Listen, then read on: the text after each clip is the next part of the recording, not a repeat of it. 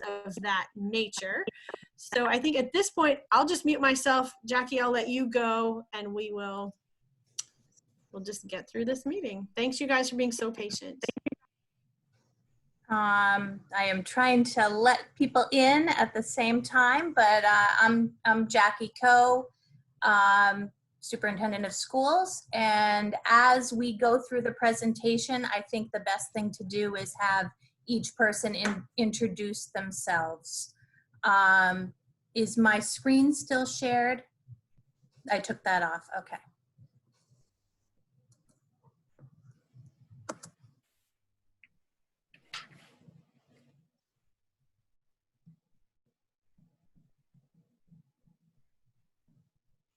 All right, and so thank you. And again, apologize again for the mishap. That was not something we anticipated, which is the theme, right, for the last 6 months. And so we back in March, well, I'm sorry, back in May, we put together an internal SAU task force.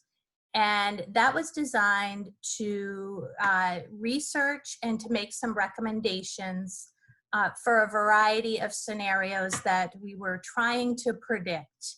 And we had, I think, over 80 people working from across the SAU.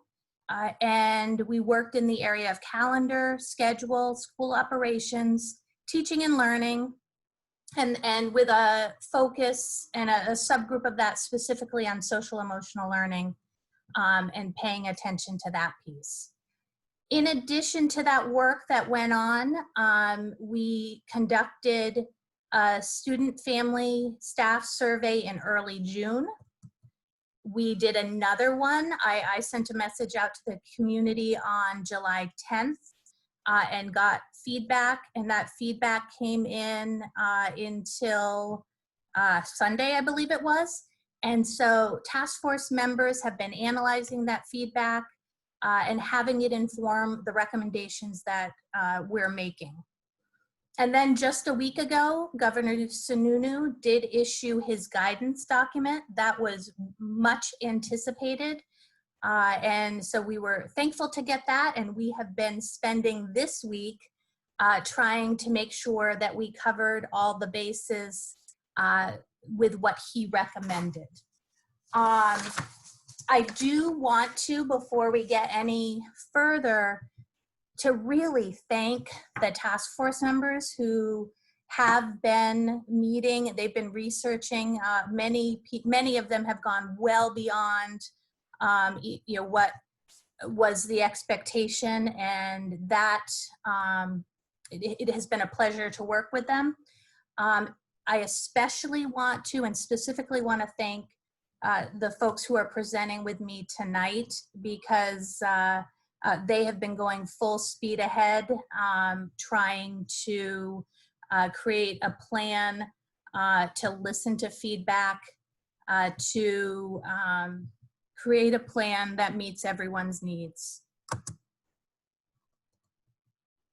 And so our goal going into this is to bring as many students back to school for as much time as possible in a way that mitigates risk and prioritizes the safety of our students and our staff. Please note that everything shared tonight, this is a working document. We are continuing to go through the process of honing our plans and our ideas as we get additional information, as we get additional feedback. And then the individual district boards will meet over the next couple of weeks in order to vote on specific plans for the districts. So the survey that closed on Sunday, we had 426 parents respond to this. And what they shared was, 53% if they were deciding today, and that would have been last week, would they send their kids to school? 53% said yes, 11.7 said no, and then there were 35% in the middle. That 11% has held pretty consistent through the summer in the feedback we've gotten from folks.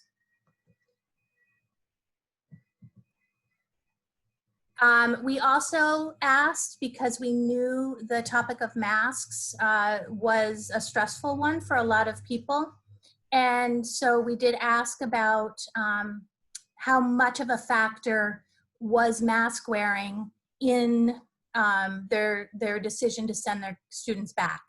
And so the yes answer has two different takes on it.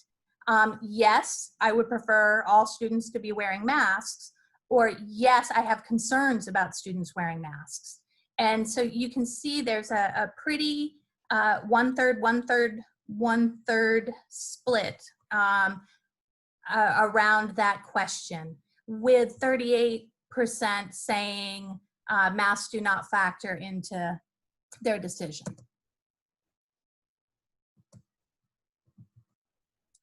We also, we gathered some staff feedback, and we had 148 responses for staff.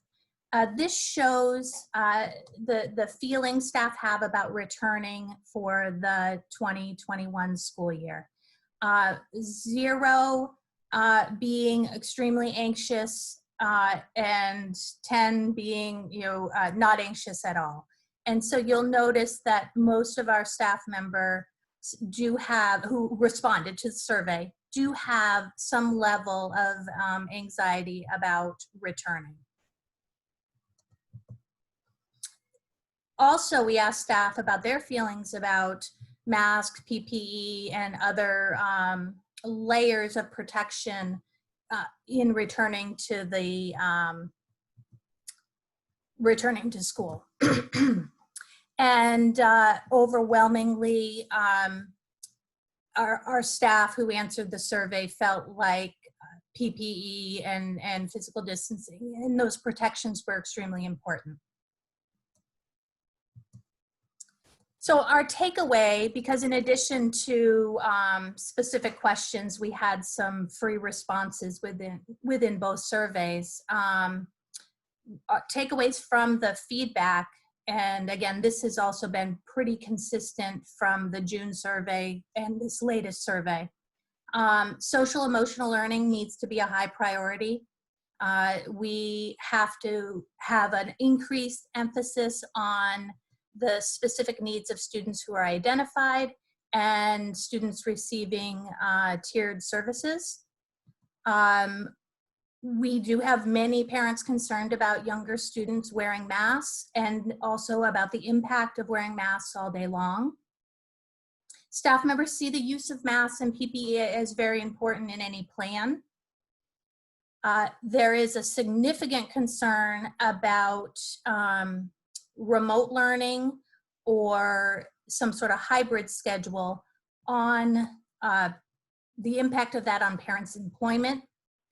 And there was a strong theme that came through about the need for us to really pay attention to engagement, student-teacher interactions, communication, and support for parents and students as we think about the possibility of going into remote learning at some point during this year. So we had all that community feedback that we took into consideration. And then last week, the governor came out with his guidance. And I'm gonna turn it over to Natasha Kolmainen, who is our new assistant superintendent. And she's gonna talk about the governor's guidance.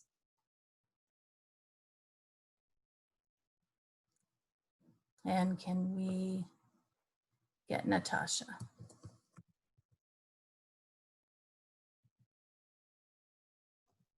Thank you. Sorry about that.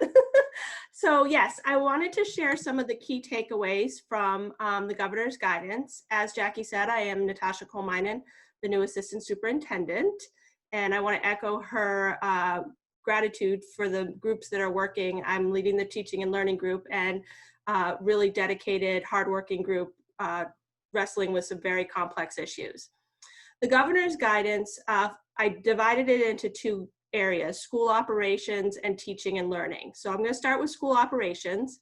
And what I do want to preface this with is what we've been led to understand is that our liability as a district, which is a question that often comes up about reopening, and our liability as individuals comes with adherence to the guidelines from the state. So it's really important that we take in this guidance and do our best to adhere to it in order to decrease any potential liability for the district or individuals.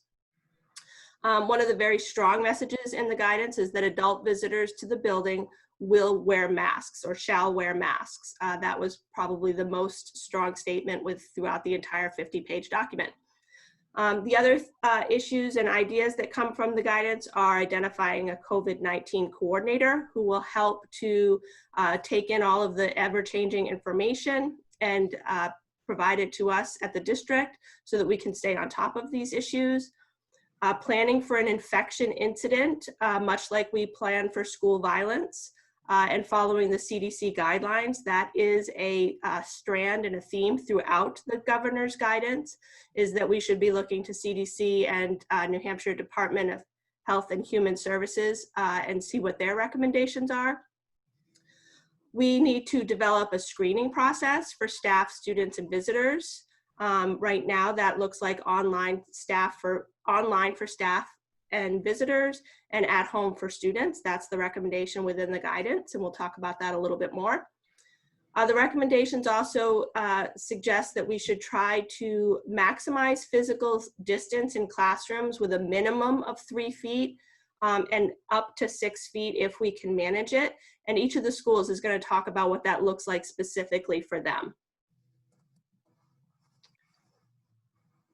In terms of more school operations, recommendations around maintaining cohorts as much as possible, including at lunch and recess. That essentially means keeping a group of students and a teacher as self-contained throughout the day as possible.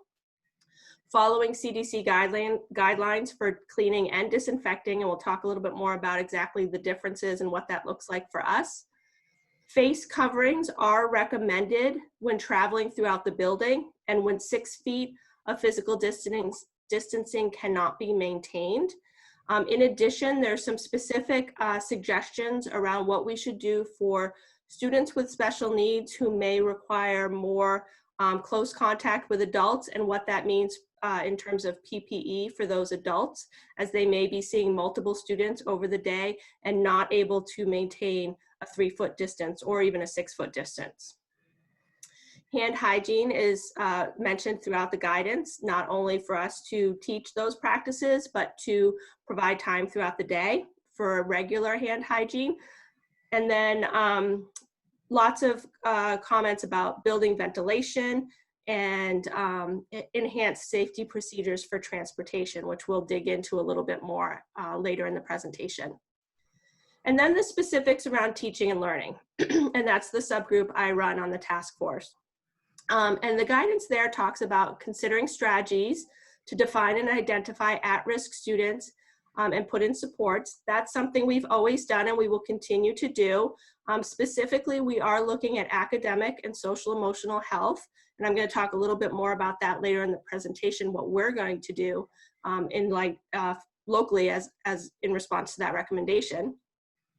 There's also some language in the guidance around establishing a baseline for student learning in the fall. We know that for some students, remote learning was actually a better situation for them, and we know for others it was a totally unsuccessful situation. We have both ends of the spectrum on that, and regardless of where students fall, we are going to take time at the beginning of the year to assess learning gaps and come up with plans just as the guidance suggests. Finally, they talk about technology and a hybrid or blended learning model, which we're going to talk about in detail, but they specifically call out the caution to us as we're planning to make sure that we're not creating a dual system, that we're not requiring double planning for teachers so that they're planning for in-person and remote simultaneously, which is why we're really focused on a blended model that allows teachers to plan for everyone, but not plan twice for two different systems. That's really important. We need to be really aware of that as we move forward. And that's it for the governor's guidance. So tonight, what we're hoping to do with our presentation is share some broad recommendations that would be, in common across the SAU, and then to give some insight into the building level, how that translates at the building level and potential challenges that the buildings might be facing. And so we're giving this recommendation based on the current situation. And in the current situation, I checked yesterday, Henniker and Stoddard are both in the 1 to 4 current case status, and Ware has 11 current cases. We all know how quickly things shift, and should that something change in the next 5 weeks, we may need to do something else. We may need to have a more remote solution. The governor, one of the things he stressed is we're not at mission accomplished and that we have a long way to go. And that seemed to be a cue that we needed to plan for a myriad of situations. And there are thousands of specific logistics to be worked out at the district and building level over the next few weeks. How we approached this is we looked at layers of protection needed to help provide safety in the buildings for everyone who works and goes to school in the building. And so universal precautions include limited visitors in the building, daily screenings, hand hygiene, increased cleaning and disinfecting, and also the cohort model. Why the cohort model, which limits the number of people any one person is connected to. Why that's important is it helps to, if there is some positive screening or positive testing, it makes that the influence of that much smaller. So as we went through the planning, we wanted to add 2 additional layers of protection for each individual in each of the situations that they find themselves in. So masks, distancing, other PPE, being outdoors are all examples of layers of protection on top of the universal precautions and protections. And so first we are I'm going to turn it over to the principals to talk about, we're planning for a return to school K-6 in a face-to-face environment with a cohort approach. And I'm going to turn it over to Jess Potter, principal at Center Woods Elementary School, to talk about what this would look like, or at this point, her plans right now. And so Jess.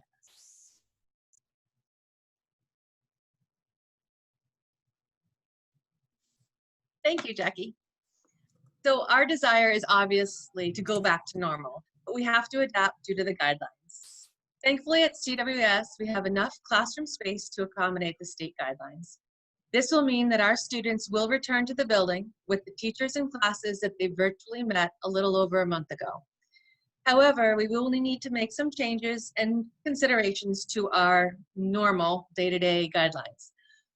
I met with the preschool team because of the cornerstone of the preschool program is built on cooperative play and sharing, and we share the concern that the guidelines for social distancing is not optimal given the age and the needs of our students. So we are working together to explore other models at this time. We run into another issue in our kindergarten because we currently run a half-day AM and PM program.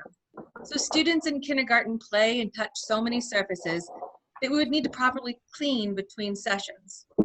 We also know that we'll be up against transportation issues for our grades 1 through 3 students, and 2 midday runs for kindergarten may not be optimal. We're exploring a 2 full-day option and run 4 sessions with a remote day exploration. We also know that our school nurse will be responsible for supporting the needs of so many things within our school, from poison ivy, bee stings, scratches, asthma, daily medications, and now a very time-intensive protocol for 6 students. No individual will be able to do this job in the fall, given our population of students and the guidelines. So expect additional staffing in that area. Our classrooms are full of shelves, reading tables, easels, reading nooks, morning meeting circles, etc. They're not set up to have students spread apart. Some teachers abandoned the notion of desks a long time ago to allow for more group work and table group work. Fall 2020 classroom setups will not look like the classes we left in the late fall or winter, early spring. As teachers will choose the health and safety needs of their students over best practices, they need to abandon a lot of furniture. Based on a walkthrough of the school last week, I assume we will need a bare minimum of 3 large storage units, preferably on campus, and individual teacher weeding of purchased furniture. And we'll also need to purchase desks for classrooms that will already have tables. The guidelines are clear that we must limit visitors, as Dr. Koh presented. Our school, like others in the SAU and nationwide, has always struggled to find a balance between that open door, welcoming environment and the safety issues schools need to address. Now we must be much more strict and cautious about who enters the school for the safety of our students, staff, and visitors. So new procedures will be in place. Students and parents should know that the normal first day of school will look different, and plans and procedures will be shared ahead of time for the start of the school. Based on the survey, we know that many parents are willing to drive their kids to and from school. This will significantly help with our bus transportation issues, but it will also impact our traditional pickup and drop-off procedures. Anyone knows if they did pickup or drop-off that every square inch of our parking lot is used during these times. We are creating a new procedure to allow more parent cars to enter and leave the lot, and we'll be exploring different ways to expedite the process safely. However, in any face-to-face situation, we do need to increase staffing if we keep the enrolled population full-time at our building. Previously, we would have large numbers of students watched by a few staff members, and we know that this cannot occur. We will run into some higher traffic in the morning because we do not want students to mix in cohorts, potentially exposing them to higher risk. We will need to adjust our morning routines or hire more staff, especially in our K-3 population. Or we could adjust the drop-off times. If drop-off started at 8:30, we would not need additional staff, but the additional time would have an impact on busing transportation. And we would need to work with the high school to align, because the high school students currently ride with the elementary students. We also know that lunch and recess schedules and procedures will need to change. Recess and lunch will still stay by cohort. Cohorts will not mix. If space allows, we may have multiple cohorts in the lunchroom, all spaced per the guidelines. Finally, we're going to need a host of substitutes, because we know to cover a classroom teacher or para if they're sick, we don't have the luxury of combining class and cohorts, because we'd undo all of the work we've done. Next slide. Here's a breakdown of our classes and cohorts by grade level. In pre-K, as mentioned earlier, where we're working on exploring other service delivery options. Kindergarten in grade 1, well, we have not received many registrations this year. We assume we will receive the bulk of our registrations once we release our plan to the town. So we expect that enrollment will grow. If the enrollment does stay low, the numbers will be low enough to keep the already planned 4 sessions of kindergarten, with the caveat that we need to address the schedule so cohorts are not sharing the same space in one day. Grades 1 and 3 are very close to a workable number given the classrooms are already at 900 square feet, and grade 2 is higher than other grade level populations. But given the space in the classrooms, we are within the 3 feet distancing requirement. On our next slide. Here's a visual of our instructional spaces. Believe me, this is not what we want our workspaces and classrooms to look like, but it does meet the guidelines. Our teachers have been delivering best practices in education that include pair share models, partner work, group projects, etc. We recognize that will not be an option for the fall, and we need to change how we deliver instruction. The picture that you see here is desk space 3 feet apart. We also left a space for the teacher to safely provide instruction at the Promethean board. And if we were to use the kidney table here, we would need to provide plexiglass dividers. However, given this configuration and our class sizes, we could fit all classes in their current assignments.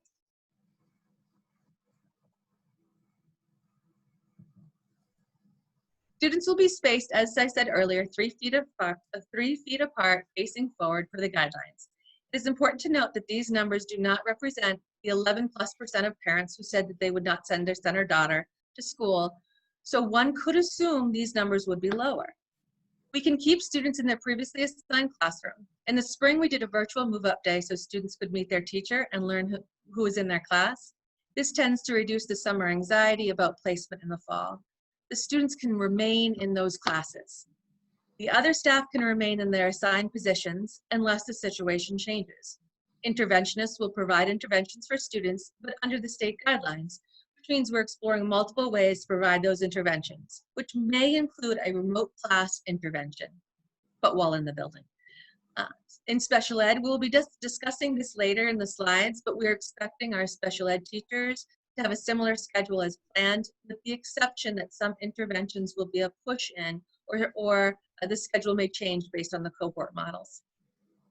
In UA, our Unified Arts, previously called Specials, because we want to limit the exposure of staff and students, we will be adjusting the UA schedule, but we'll still provide face-to-face UA. Students and staff can expect having one UA for a period of time rather than switching UA classes from day to day. We would have enough staff to cover lunches and other duties. However, the schedule will need to adjust, and students and staff should plan for lunches to occur in the classroom. Again, as mentioned earlier, we'll need to adjust the morning and afternoon drop-off schedules. This schedule is dependent on many factors, including staffing, busing, and the number of students entering and exiting the building. That is a brief summary of a lot of discussion. Thank you very much. Thanks, Jess. I'd like now for Martha LeMahieu, principal of James Faulkner and Stoddard, to detail what this might look like in Stoddard. Thank you, Jackie. So Stoddard's a little unique in the sense that we already have very low numbers. So we're looking a little differently in keeping our proposed groupings as we had projected in the spring. That will keep our numbers below 16 or less. So students from each grade level will attend school with a cohort of their peers 5 days each week. Cohorts will be 16 students or less. Cohorts will stay together with their teacher and a paraprofessional for the entire school day, including lunch and recess. Our special education services will be delivered in a K2 cohort and a 3-5 cohort. Due to our numbers, that is possible to keep the cohort under 16.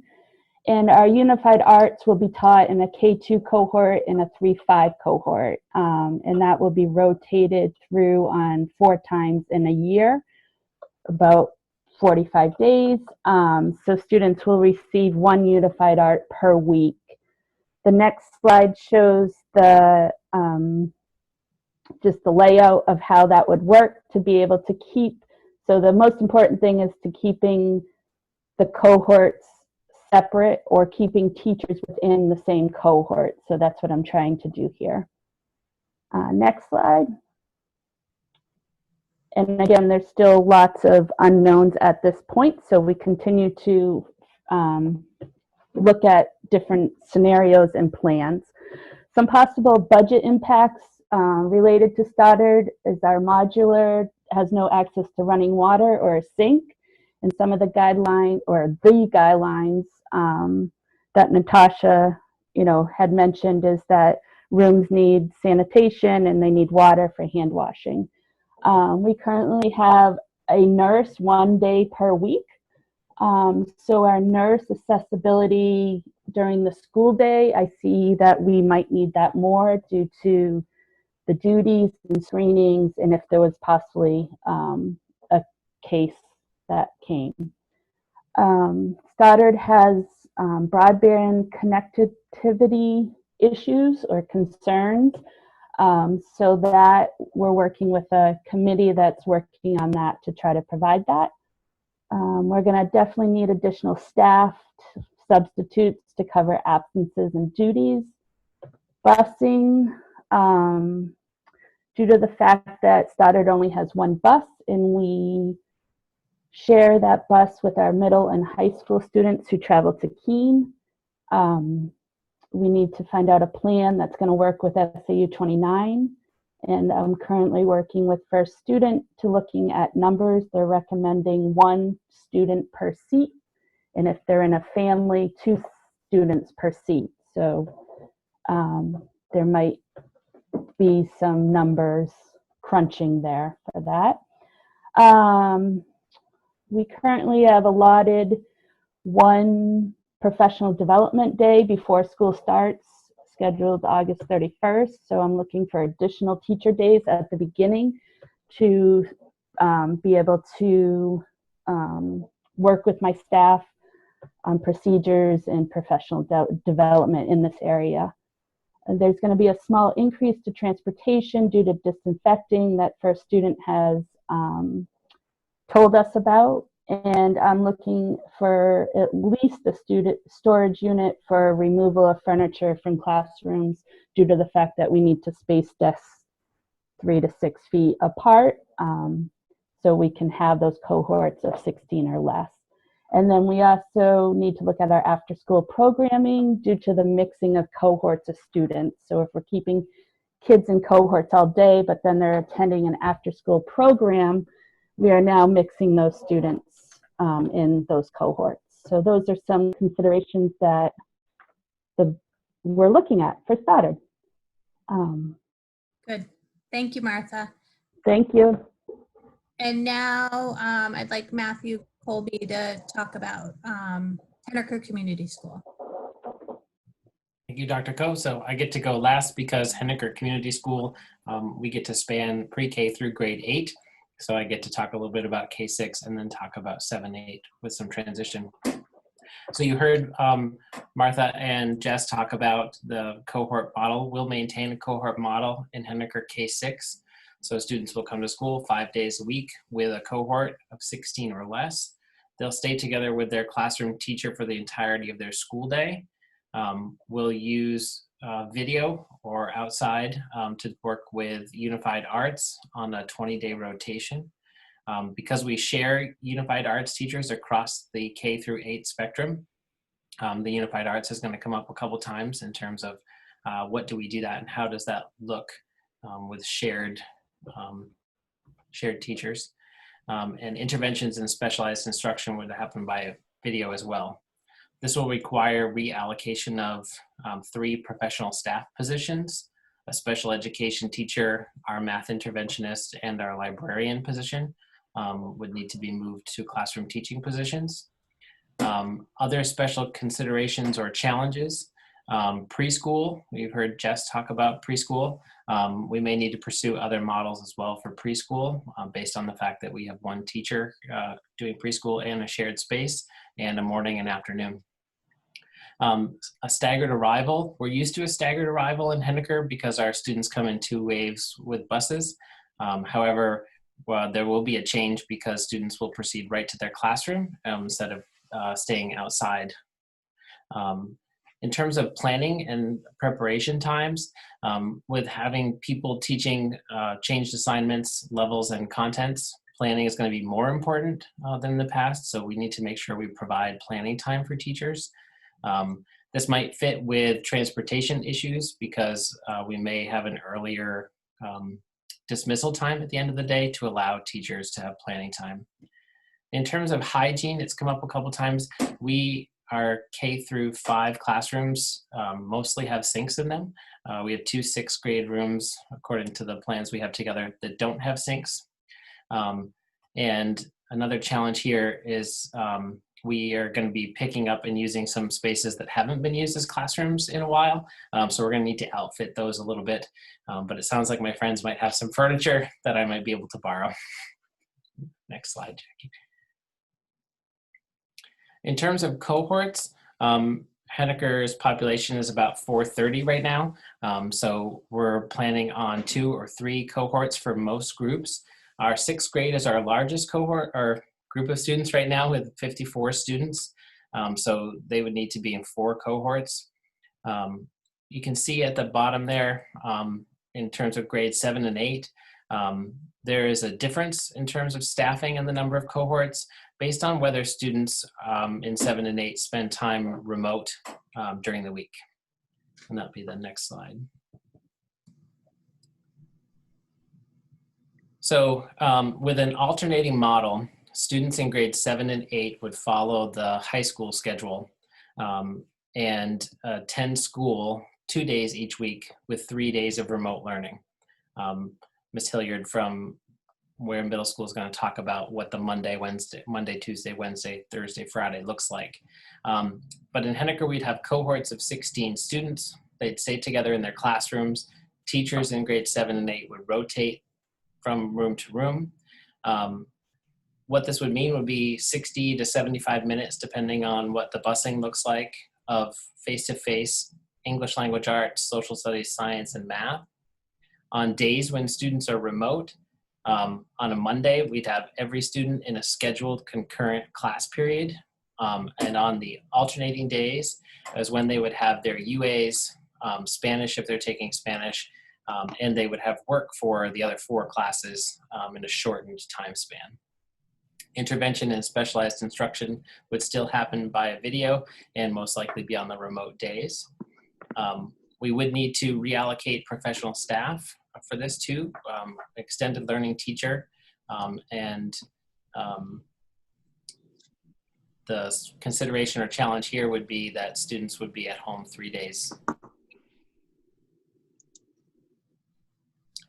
Another option which would keep all 7th and 8th graders in the building every day is to go to a block schedule model. So again, students are in their cohorts. They attend school 5 days a week. They stay together. They still have lunch in their classrooms. But on a 9-week rotation, so for 9 weeks, your schedule might be English language arts, social studies, and a unified art. And then the following 9 weeks, you'd have math and science and a different unified art. This keeps students in cohorts and limits the number of interactions with adults that they have. The biggest challenge with this scenario, if I'm skipping over to the other side there, is that any use of our UAs there in a longer time span presents problems because then they're unavailable for the rest of the K-6 population. So to do this plan, again, would be a reallocation of an extended learning teacher, and I would need an additional teacher. The staggered arrival issue remains the same. In terms of planning, under the first alternating schedule model, the 7-8 teachers maintain their content area certifications. In this, people would have multiple subject areas to teach. We would have students traveling in cohorts, but they would still be attending mixed use spaces. If they're having music in the music room, if they're having art in the art room, if they're doing family and consumer science, it's in the family and consumer science room. So it exposes them to shared spaces and presents some cleaning issues. Increased busing, if you double the number of 7th and 8th grade students in the building every day, we double the number that we need to transport. Hygiene, the 7th and 8th grade classrooms do not have sinks. Students share 2 common bathrooms. So there's an issue there in terms of hand washing. And I mentioned art and music and the K-6 issue. And the question about world language and Spanish comes up. In a block schedule model, we might be able to fit Spanish in as one of the blocks, but traditionally it's been an additional offering and not a replacement offering. We might need to ask students to pick art or music or PE or Spanish, and that just lends itself to a question about viability of programs. Thank you, Dr. Go. Thanks. And so next is Sean Hilliard, principal of Upper Elementary and Ware Middle School. Oh, all right.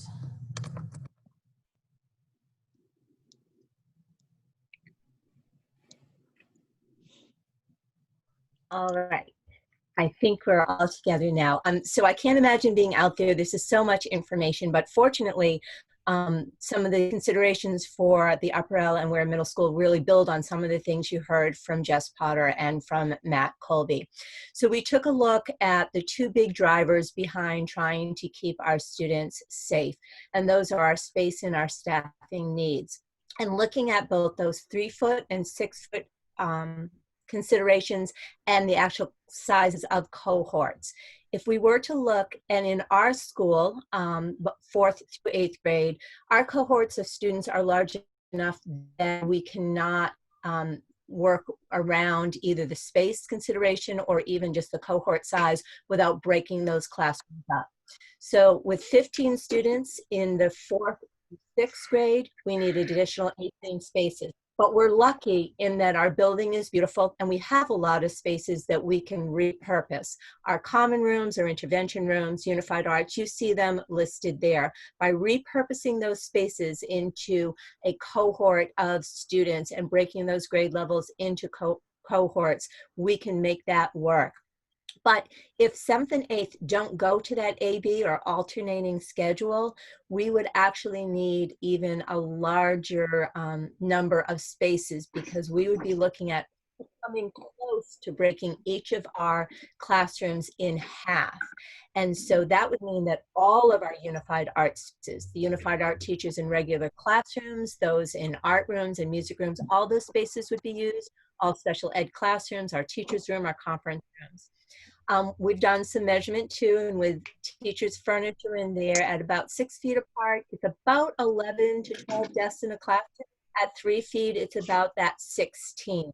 That's our traditional, typical classroom. Looking at these other spaces, some are larger and some are actually smaller. So we would need to look at that as we move forward. As we move to the next slide, please note all of this was done considering 100% participation returning of students. So we were planning on 100%, pretty assured that we would have some percentage that would not be returning to our building. If we were having 15 in a class or cohort in our 4th grade, because of our cohort size of 119 students, we need 2 additional teachers. 5th grade, 3 extra. 6th, 7th, and 8th, all 3 extra teachers in order to keep those sizes at 15 or less. Moving on from those needs, those staffing needs that we have, in order to meet those, we could also look at that 10 to 12 classroom size. That's closer to that 6 feet apart. In that instance, in order to have a partner with a content area teacher to have those smaller cohorts, we would be utilizing all UA teachers as a partner with a content teacher, our interventionists, but we are still able to leave our special educators just working on meeting students' needs through the IEP services. By making slightly larger cohorts of students, we free up world language teachers and approximately 3 of our unified arts teachers. We're also looking to, in a couple of cases, if we didn't hire additional staff, even looking at paras partnering. By placing those 7th and 8th grade though on that AB type schedule that you've heard a bit from Mr. Colby about, we decrease our additional need for those partners to break those cohorts up by 6 for a class size of 15 or less, and by 8 for a class size of 10 to 12. Moving on,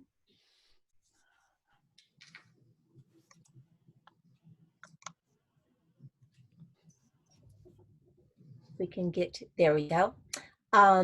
So this is the thought of what would happen with our 4th, 5th, and 6th graders. Those smaller cohorts would attend school 5 days a week, with 1/2 of the homeroom that is currently been assigned to them. So we did also, as Ms. Potter had said, had students know who their homeroom assignments, or with sixth grade, who their partner teachers, their team teachers were assigned to them. So one half of that homeroom would be with that lead teacher and one half with the partner. The two groups at some predetermined time, maybe 2 weeks if that seemed appropriate, maybe longer, would switch between the lead and partner, assuming there was no outbreak of that COVID. That lead teacher would be responsible for all of the lesson planning. And when possible, we would try and have that lead teacher actually do a whole group portion of a lesson that would somehow be videoed and or just utilizing Chromebook and Google Classroom. The other cohort with the partner would be actually viewing it. And we also realize, as you've heard from the other educators, or the other principals, that all of this necessitates more planning time so that this lead teacher and their partner would actually have more time to collaborate to make this work. If we look at some of the difficulties that come up on our next slides. Oh, excuse me, I jumped ahead. Yep, this is our return to school though. So no, you're right, Jackie, I was wrong. I'm sorry, Dr. Coe. When we look to this would be if our 4th, 5th, and 6th were on that smaller cohort, with 4th and 5th being self-contained and 6th still being that team teaching with the team of teachers, the two teachers moving from classroom. The students would remain in the same classroom space, but pulling 7th and 8th into that alternating schedule. One of the plans that we've looked at and we feel would be best meet the needs of our students would be that Monday is a foundational day, that all 7th and 8th graders would be meeting remotely. There would be a shortened schedule, as Matt Colby alluded to, so that teachers also had more planning time for their remote days with their students. They would receive continuous learning opportunities in the Unified Arts, and if they were taking world language, in world language. On Tuesday and Wednesday, you would have approximately half of your class in the building. On Thursday and Friday, approximately the other half. You'll see later we would collaborate and coordinate with John Stark so that our families were having students in and out of the building on the same days. I would look to have our interventionist or partner work on a schedule that would allow some support for our 7th and 8th graders on their remote days, such as an hour of office time. So if they did have questions and needed more support when they were remote. Now we can move into a few of the barriers that we would have to look at to make this all come together. Busing, you've heard, for all of our schools becomes a concern, particularly if we move to a plan that has K through 6 on the same type of schedule and 7th and 8th on something different, because as we know before, 4th through 8th ride on the same bus. Having 4th through 6th with our elementary students may mean even greater need for buses. I believe it was just said we would actually be able, though, utilizing both the gym and the CAF, keep our cohorts of students by grade level together, but separated enough from another cohort that we would have multiple cohorts eating in the gym and in the lunchroom at the same time to minimize the need for quite so many staff to supervise that. But we may need to have earlier and later lunches because of that. We need to cover both lunch and prep periods for our teachers, and utilizing our Unified Arts teachers as partners makes that difficult for us. In our drop-off time, students arriving directly into a classroom needs to be some creative scheduling to make sure that they are always supervised.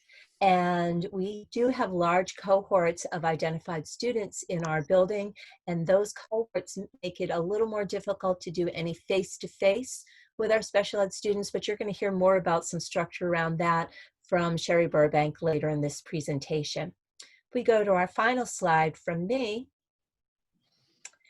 Unified Arts, again, if they're partners, becomes difficult to schedule for any of our students. We do have some difficulties with storage, as you heard from the other principals. We are very fortunate to have a lot of desks that we have saved, so we can provide the desks and move the tables out. It's where do we put the tables and those extra furniture. Before and after school care, as you heard from Martha, becomes an issue because we're mixing our cohorts again. after-school activities and athletics, although the athletic department is putting out some guidelines for some types of fall athletics. In our building, as beautiful as it is, we have multiple bathrooms, which eases some difficulties, but there are very few spaces with sinks.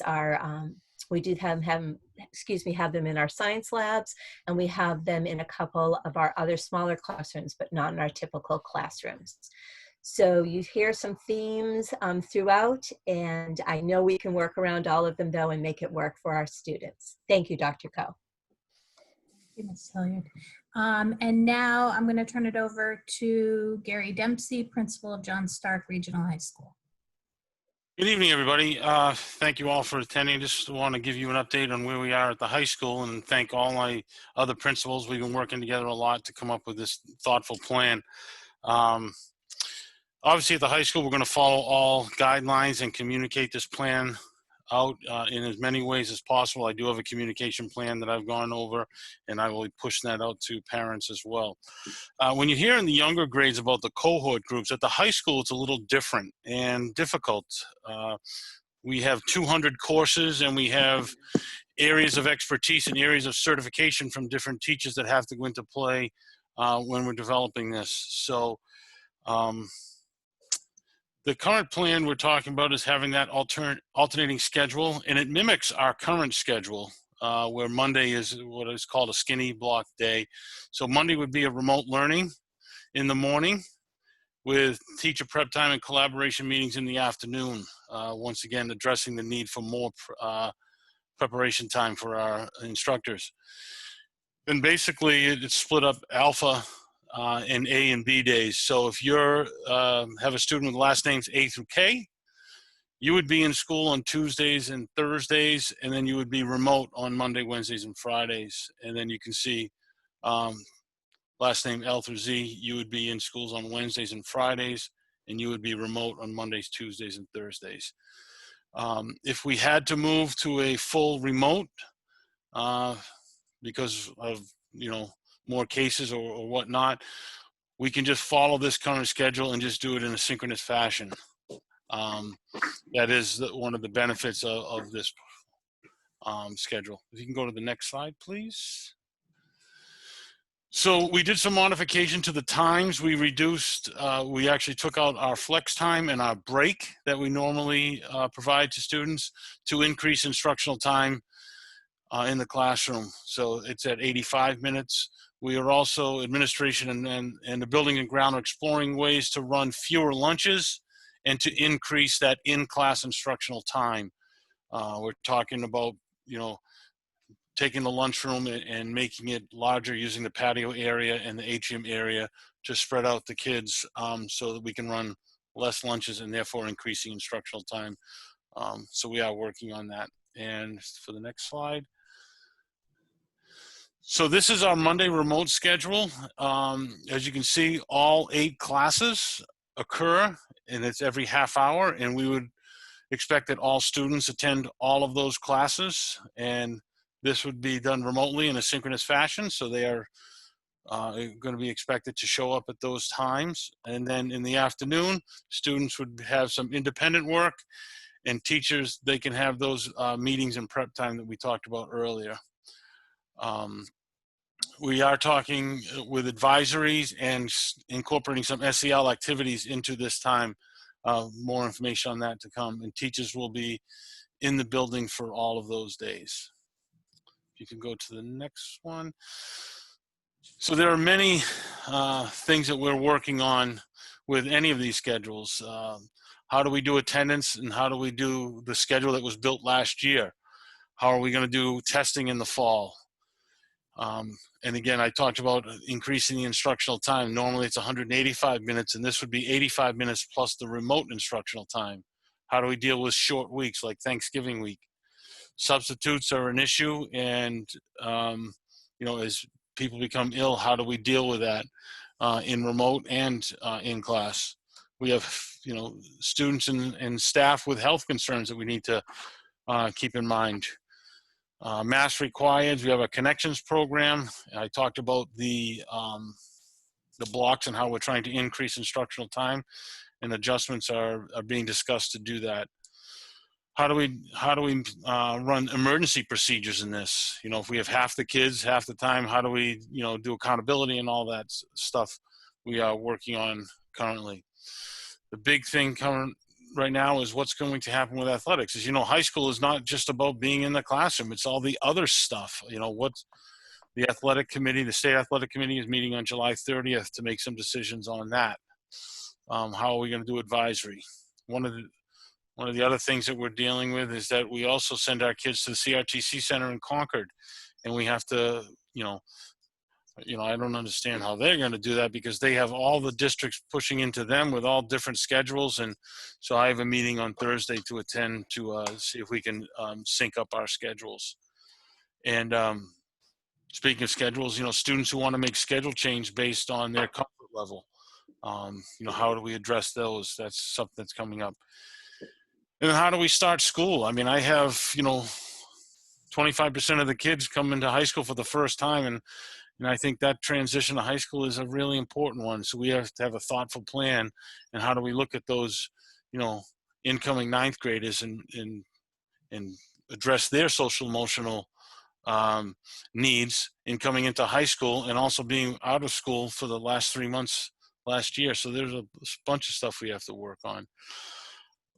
Other options discussed was just going to full remote in a synchronous fashion. And is keeping our current schedule, follow the schedule and 10 classes remotely. That was discussed. The other thing that is talked about is going to a 4x4 block schedule. Currently, we're in an alternating block, so, you know, all 8 classes meet throughout the whole year. If we went to a 4x4, we could reduce the number of classes for a semester. So all your A-day classes be semester 1, B-day classes for semester 2. Could reduce the amount of students the teacher come in contact with. The one, you know, negative part about this is that is a full year commitment because you can't start that and then in January say, oh, we want to go back. This would be a full year commitment to that. And I've, you know, shown you the schedule there. So that's some of the stuff that we have talked about. I did take a couple of pictures in a class. On the left is, you know, if we use 3 feet, we can fit 12 to 16. 6 feet, I said 8 to 12, but that classroom right there is one of our smaller classrooms. I think we can actually go a little bit larger, to be quite honest with you. And I did look, I'm currently out of the 200 or so courses, I've gone through about 75. And the A to K, L to Z split has worked so far, but full disclosure, I have 125 other classrooms that I have to go through, so there may be some adjustments to that alpha break, and that would be communicated to, you know, Sean and Matt, so that we're all on the same page. And I think that's the last one. And so Jackie, go back and mute me. Thank you. And so now I'd like to ask Sherry Burbank, our Director of Student Services, to speak about that area. Student Services has a number of programs that we need to meet the requirements for, no matter what way students are receiving the general education curriculum.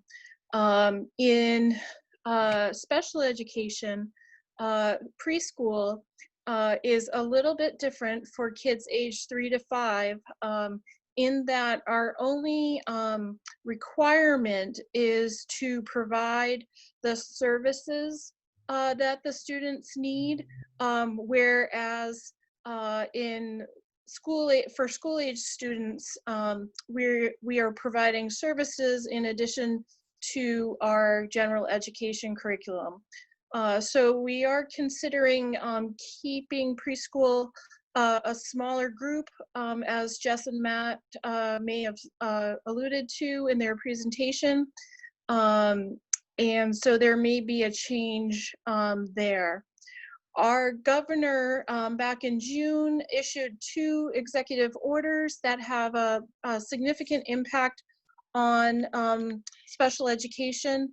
One, it required us to reconsider any ESY, which is extended school year, decision that a team had made. If the team had determined that the student didn't need ESY, that had to be redetermined after remote learning started.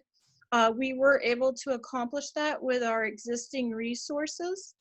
The second executive order from Governor Sununu is that all students with IEPs have a team meeting, a fully constituted team meeting before September 30th. And the point of that meeting is to discuss and review the students' progress during the remote learning time and determine if a gap was increased by the spring remote instruction, in which case some students would receive additional services on top of the services that their IEP already requires that we provide to them. And there could be some additional cost implicated there. There are several other recommendations that the task force made in terms of student services, and I'll just skim through those quickly. One recommendation is to work as closely as possible to keeping initial evaluations for special education current and up to date and within the timelines that are prescribed by the law, as well as 3-year updates. That has been challenging when we didn't have the ability to test students in person. We needed to delay some of those evaluations, but we are beginning to catch up on those requirements. And that's across the state and nation the same for students that needed evaluation. We've talked about recommendations around how to group students, whether small groups or individual sessions are needed for them to receive the services that they need. Remote students will need to be included in small group or individual sessions to receive special education services. Some of the students aren't benefiting at all from the remote instruction, and they would receive additional services. I estimate that to be between 5 and 10% of the population of students that have IEPs. And there may be another layer of students that have a small gap in their achievement that's been created because of remote instruction, and they may also need some additional services. Another recommendation is common planning time for special ed teachers and general ed teachers, which would allow for more strategic deployment of special ed services. We have recommendations about considering homogeneous grouping when that can be the least restrictive environment for kids to get their free and appropriate public education. And we also want to consider students who may have existing medical needs that are more complex because of the COVID risks. In addition to special education, student services also serves students who have a 504 plan under Section 504, English language learners, and students who may be eligible under the McKinney-Vento Act, which serves students who are displaced from having permanent housing or homeless students. Many of those recommendations will be able to be accomplished with existing resources, although there may be a small piece that of 504 accommodations that may need a little bit of an additional resource. And I think that is all I have for student services. Great, thank you, Sherry. And I'd like to turn it back to Natasha Kolmainen to talk about teaching and learning. Thank you. So as I mentioned before, we have a teaching and learning group that's been working over the last 2 months now to really dig deep into the issues that surface during remote learning and make recommendations and do research for planning for the fall. I'm just going to go over a few of these. Many of them are self-explanatory just based on what the bullets are. But the student learning kits is something that came up really early in our discussions. And the idea there is that as Jess Potter mentioned, our teaching is going to look different. And in the past, there was a lot of sharing of materials, math manipulatives, math tools, foundations, tiles for the younger students. All of those things now that may have been on a table with a small group and kids were sharing, that can't really happen in what we're envisioning for the fall. So each student's going to need a learning kit that will have their materials. Those materials will stay with them in their learning area at their desk. And it will be really helpful in terms of fluidity if we need to move to fully remote for either a short period or a long-term period, that those tools will go with the kids home. So there is an expense that's going to come with these learning kits, and we're going to start digging into real hard specifics about that. One of the challenges in getting that answer is that we don't necessarily have access to the classrooms to do accurate counts of what we have. And so we're going to work on coming up with a plan for that to be more concrete in the next few weeks. A lot of what else is on this has really been brought up by the principals as they've walked through their scheduling options and the challenges. Essential competencies really talks about the fact that this is a different learning environment and it is challenging, and we have students who have learning gaps. So we're going to get together and start identifying what the essential learning competencies are at each grade level so that we can focus in on those first and then move on to the other things that we would normally be doing in our classrooms should we have time. The first 30 days, we're going to identify learning gaps. We are committed to consistency. One of the big things that came out of the feedback we got in the spring was that consistency, or the lack thereof, was very challenging for our learners and their families. And so consistency is around scheduling, determining when we will be asynchronous versus synchronous, meaning live time face-to-face with a teacher through a remote tool such as this, what tools we will use, such as Google Classroom, and making sure that we're providing learning opportunities, not only for students, but for teachers and parents, so that we can fully utilize those tools. Consistency has become one of our mantras in the last few weeks as we're planning for what the fall will look like.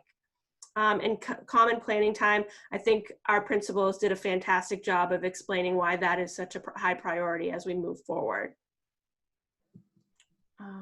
And then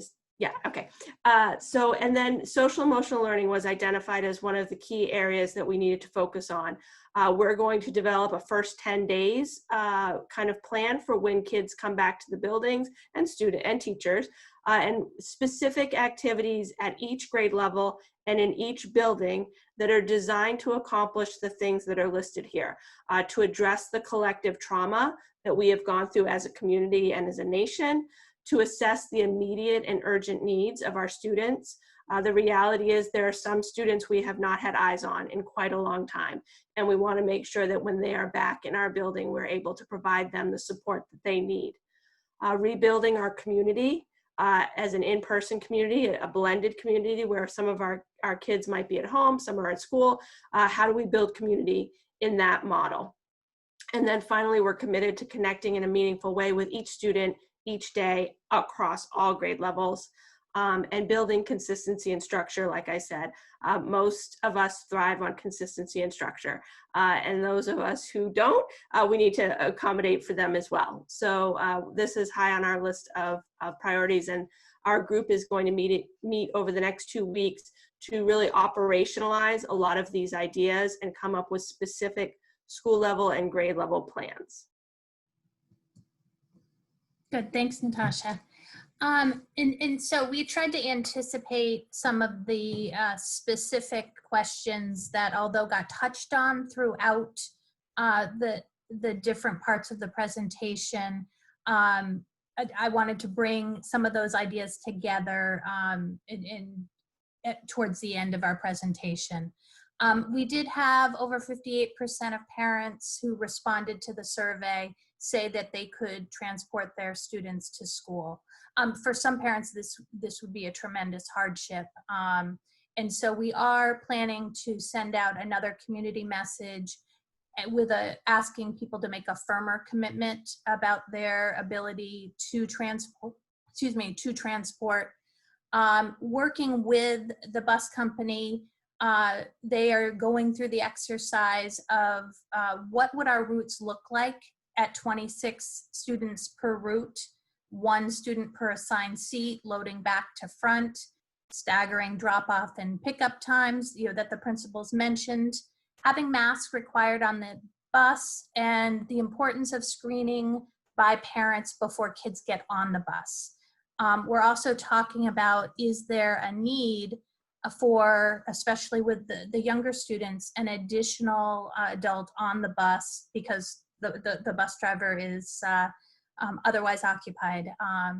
And so you're working through that with the bus company. We'll have an idea, a more concrete idea as we get their planning back and as we start to understand in a more concrete way what parents are able to do.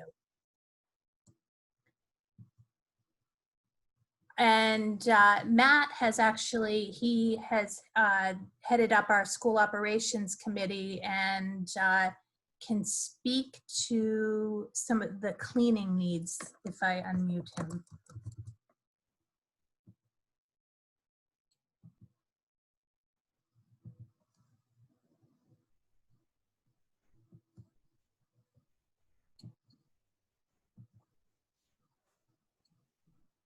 There it goes.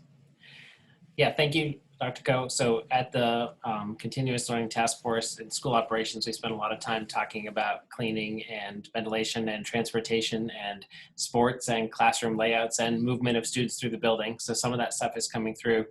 In terms of cleaning, basically what I wanted to share was that in pre-COVID world, we cleaned things daily and we cleaned things incidentally.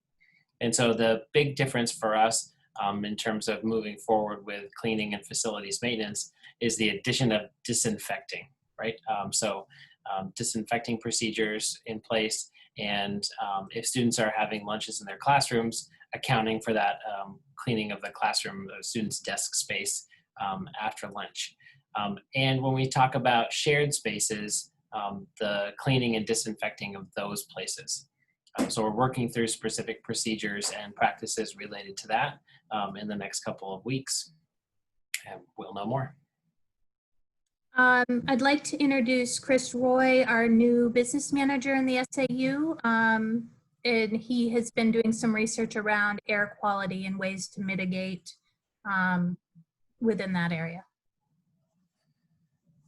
So we are looking into currently what are best practices in our buildings for airflow and air quality, as well as what potential improvements we could make to our systems to accommodate for new needs. So when we were looking into our ventilation in the units, we found that a lot of the units that are in our buildings are ERV or energy recovery ventilators, which will give a full outside air in and out. So those units are exactly what we want them to be. So we'll move forward with. The units that do not have that same capability have about 10 to 20% outside air. And so those ones are the ones that we would want to look at to have potential enhancements. And we're looking into different options for that. And then one of the possibilities for that could be potentially just upgrading filters based on the capabilities of each system. And we are also looking at having the cleaning ductwork of the HVAC systems in our CIP plans. Great, thank you, Chris. Some other areas we're thinking about is movement within our buildings and what that looks like. Having students go right from the classroom, right from drop off, whether on the bus or from parents, right to their classroom. Cohort model for recess and lunch. Figuring out what we do with our stuff, what students do with their backpacks and the use of lockers and cubbies, and how we can plan that so we don't, so we're thinking about our hallways. And then how can we maybe have teachers move rather than students, but also in a way that limits teacher interaction with bigger cohorts of kids.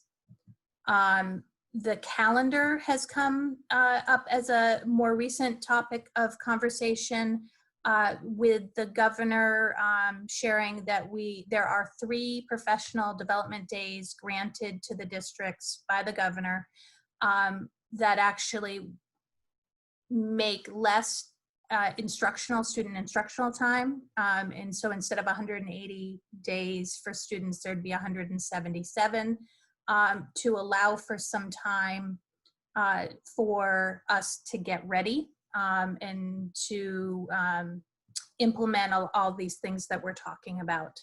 I think every principal talked about actually everyone talked about the need for common planning and preparation, especially as we ask people to shift from the jobs that they are usually doing. And so making sure that we provide that support. And then primary day has been set now for September 8th, and there'll be building use involved with that. So we've got to figure out if we're limiting visitors to our building, we should not have school on primary day when I think 3 of our buildings are voting stations. As far as PPE goes, what we are recommending is masks for all adults or some level of PPE that's equivalent, be it a shield, that all children in hallways and outside of the classrooms, and in the classroom, children's grades 3 and up, building in mask breaks, either at a student's desk, outside, and recognizing that there are students with sensory issues and other, that have other needs and that exceptions might need to be made. A discussion that we need to have is what level of PPE we will provide, and what we need to provide. Limiting visitors into the building by approval of the principal, our meetings, because we do know that the virus spreads among adults. And so wanting to limit our adult to adult interaction as much as possible, physical interaction, not our collaboration, but moving that to a virtual environment.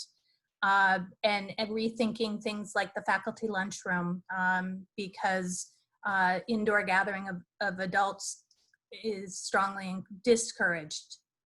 We have implemented a Google form for employees to screen. We would like people to catch symptoms before arriving at our buildings. And so that we're working through some of the kinks with that and hopefully to have something in place.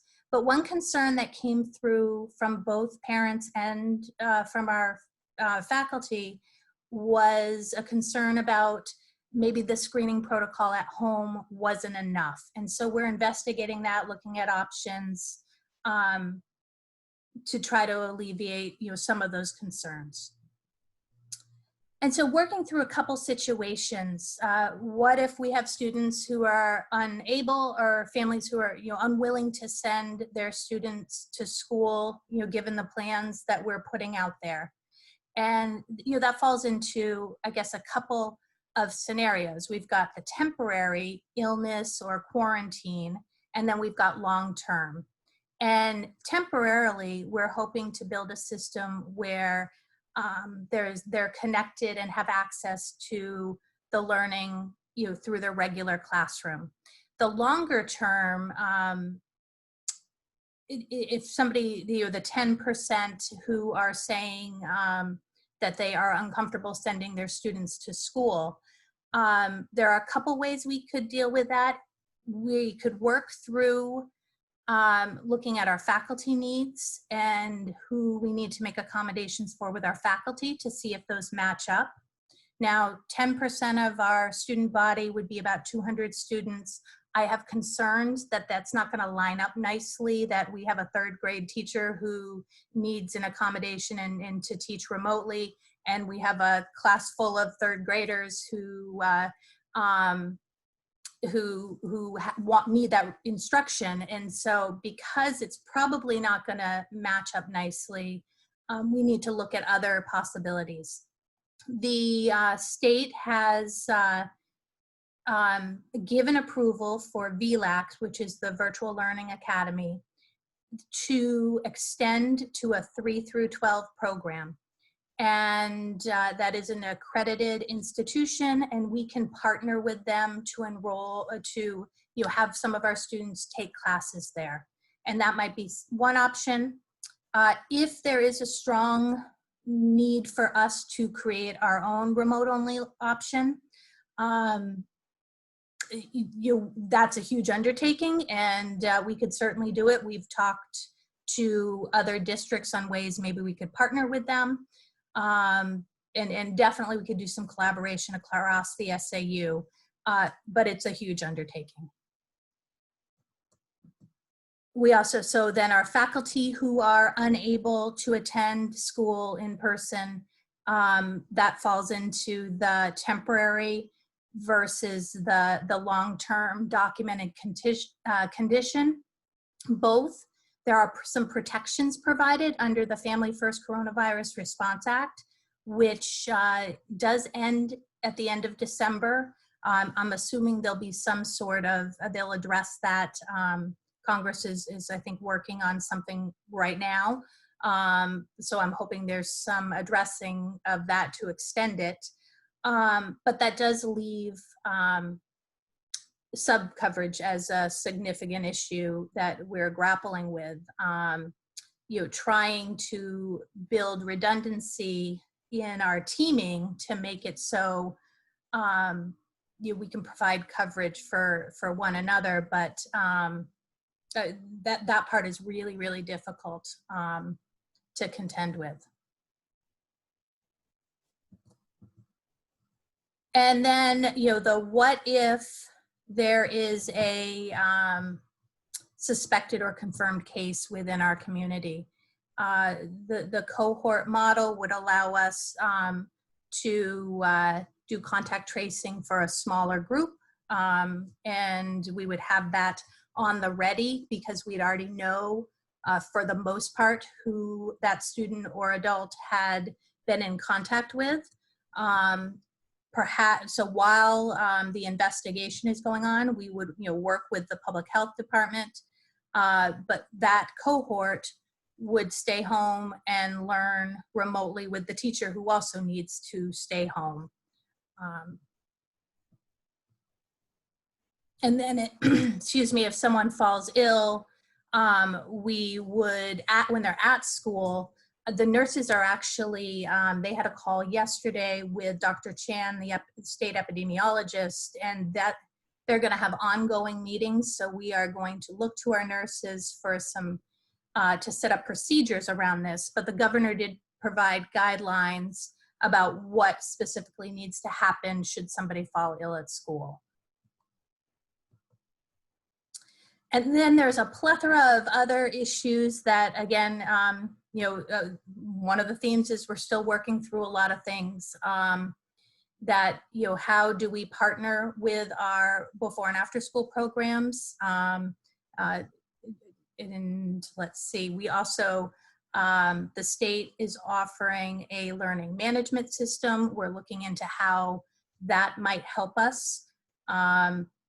Maximizing our outdoor space. How do we continue to do emergency planning and run fire drills in a way that's consistent with distancing? There is a state assessment that has been added by a required state assessment for grades 4 through 8, and then the high school in October. So adding that on to our planning. Making sure board procedures and policies match up and nothing bumps into our plans. Creating a communication plan, and really wanting to decide now, or in the next few weeks, what are the conditions that would trigger a shift to remote learning at the local level. Obviously, if the governor comes on and says we're moving to remote learning, we're moving to remote learning. And we've learned a lot of lessons about how to do that. But if that's something that, if that's a decision I need to make, that is a snow day on steroids call.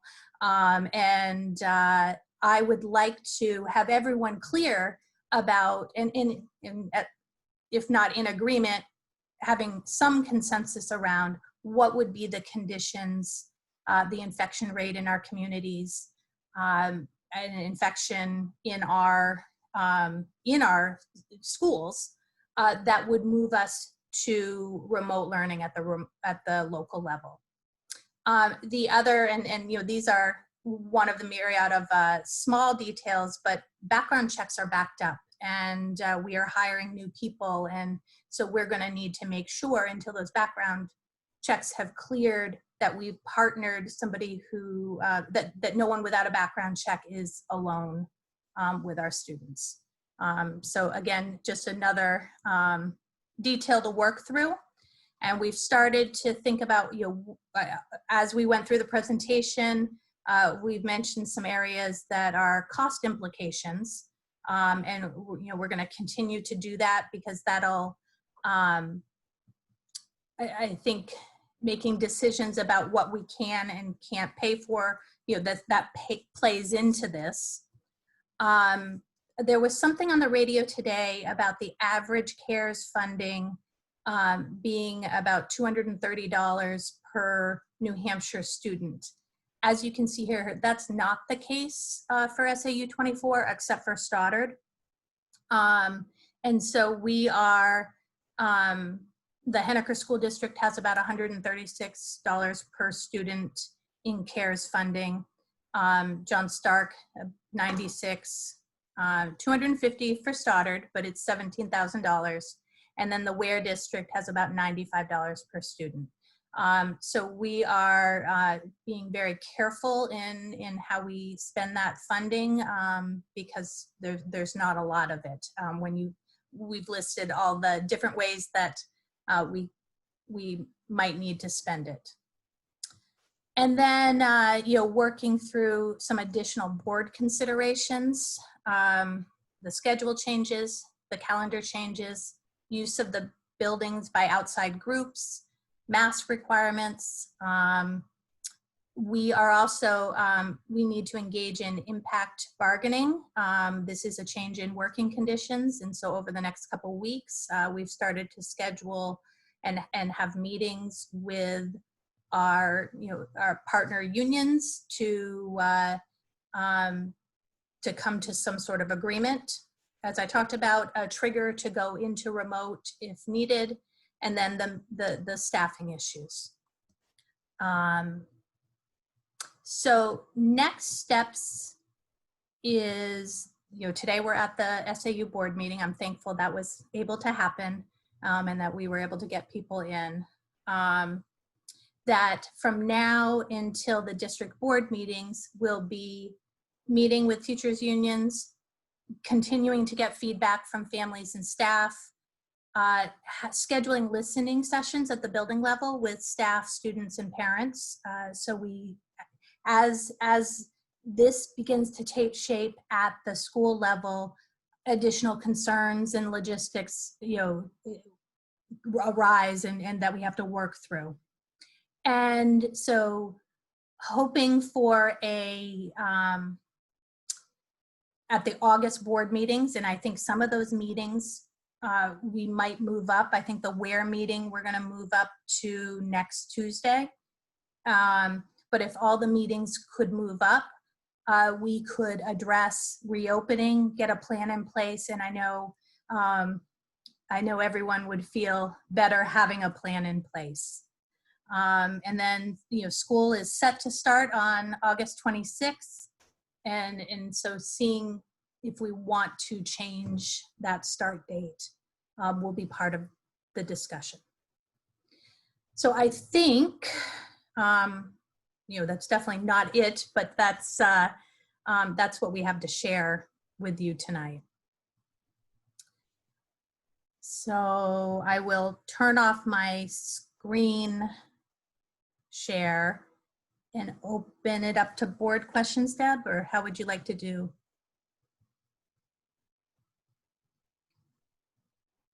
And so,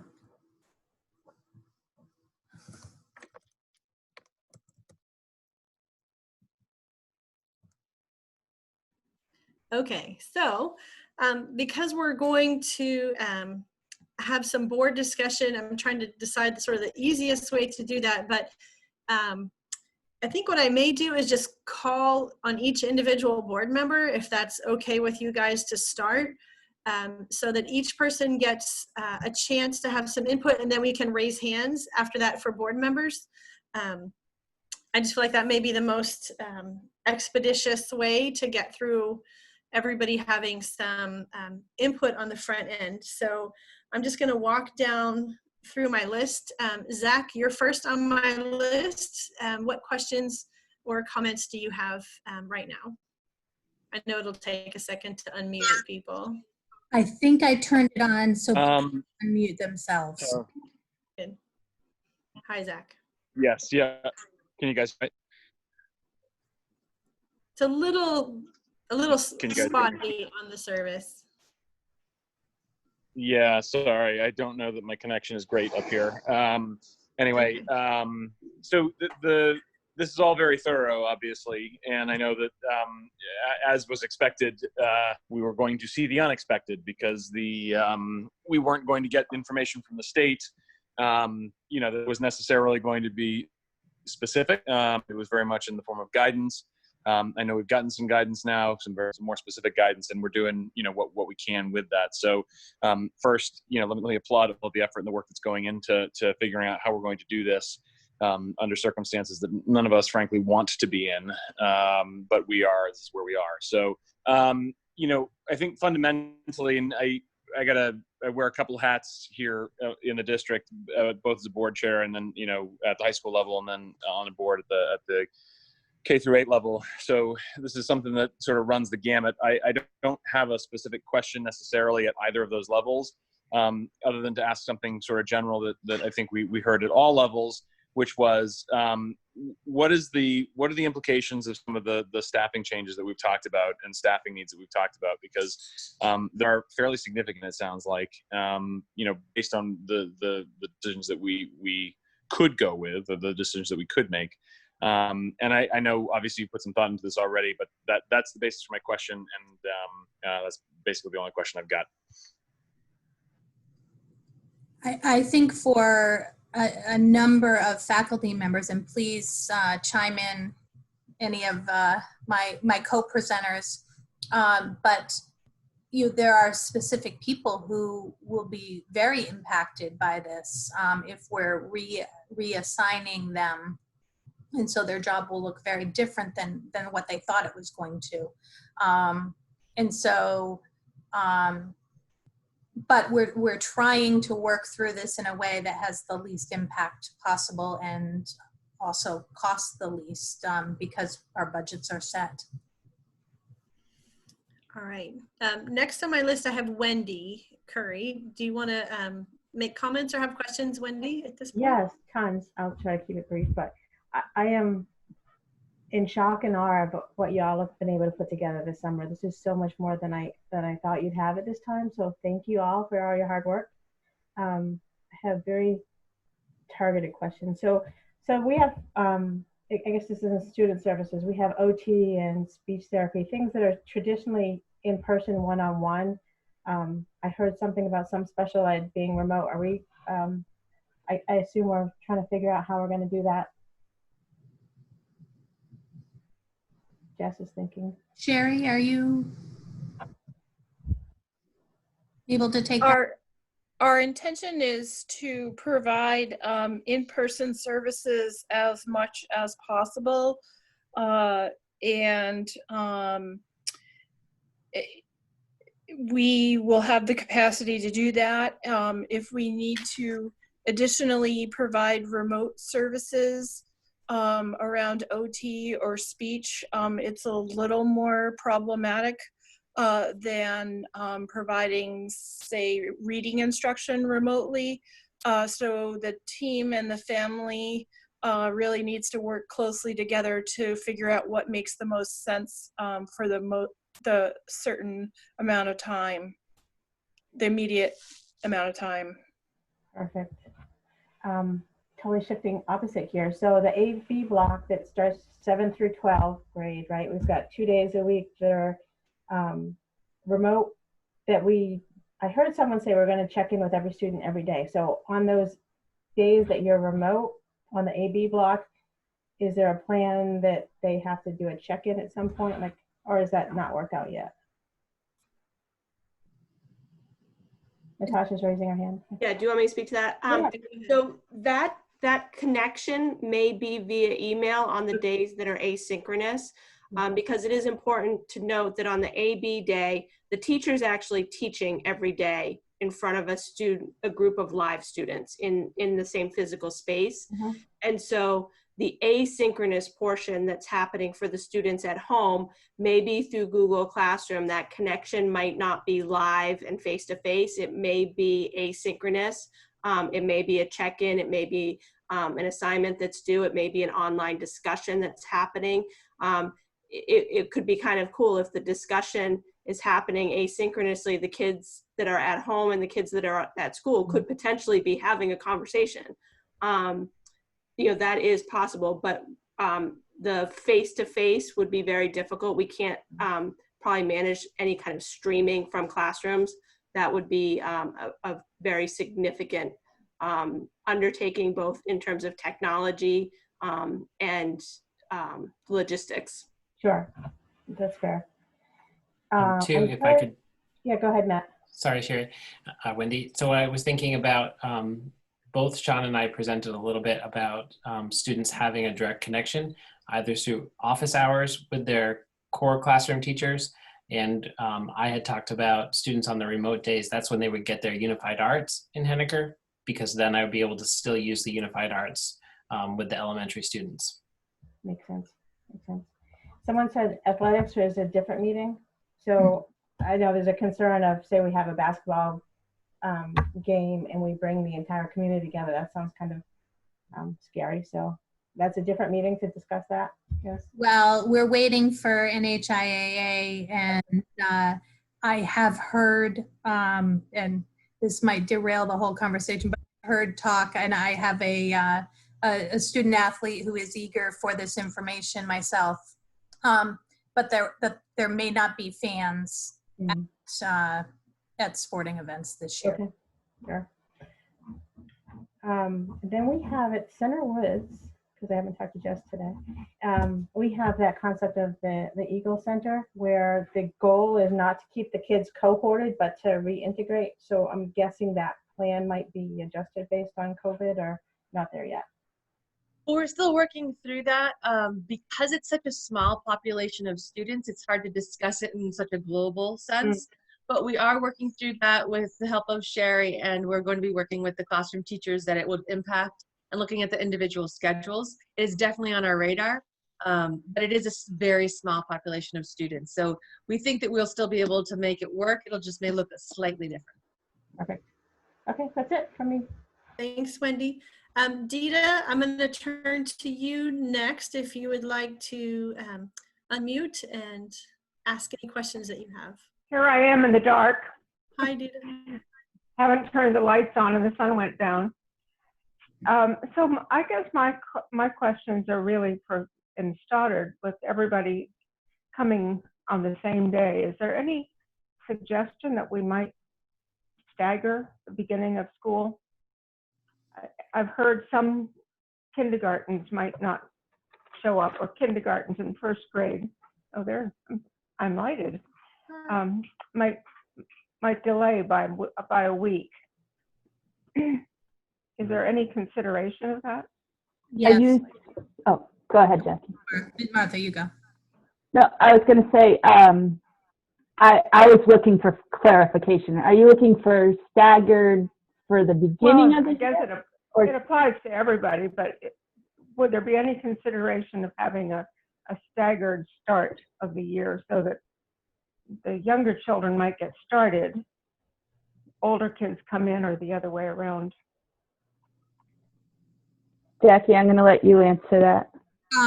We did not have that conversation. The selective return, how we had that conversation was prioritizing face-to-face for our younger students. And then looking at, you'll notice, at the middle level, looking at both an alternating day, which has a significant amount of remote to it, but still builds in some face-to-face time. And then the more cohort model, looking at that.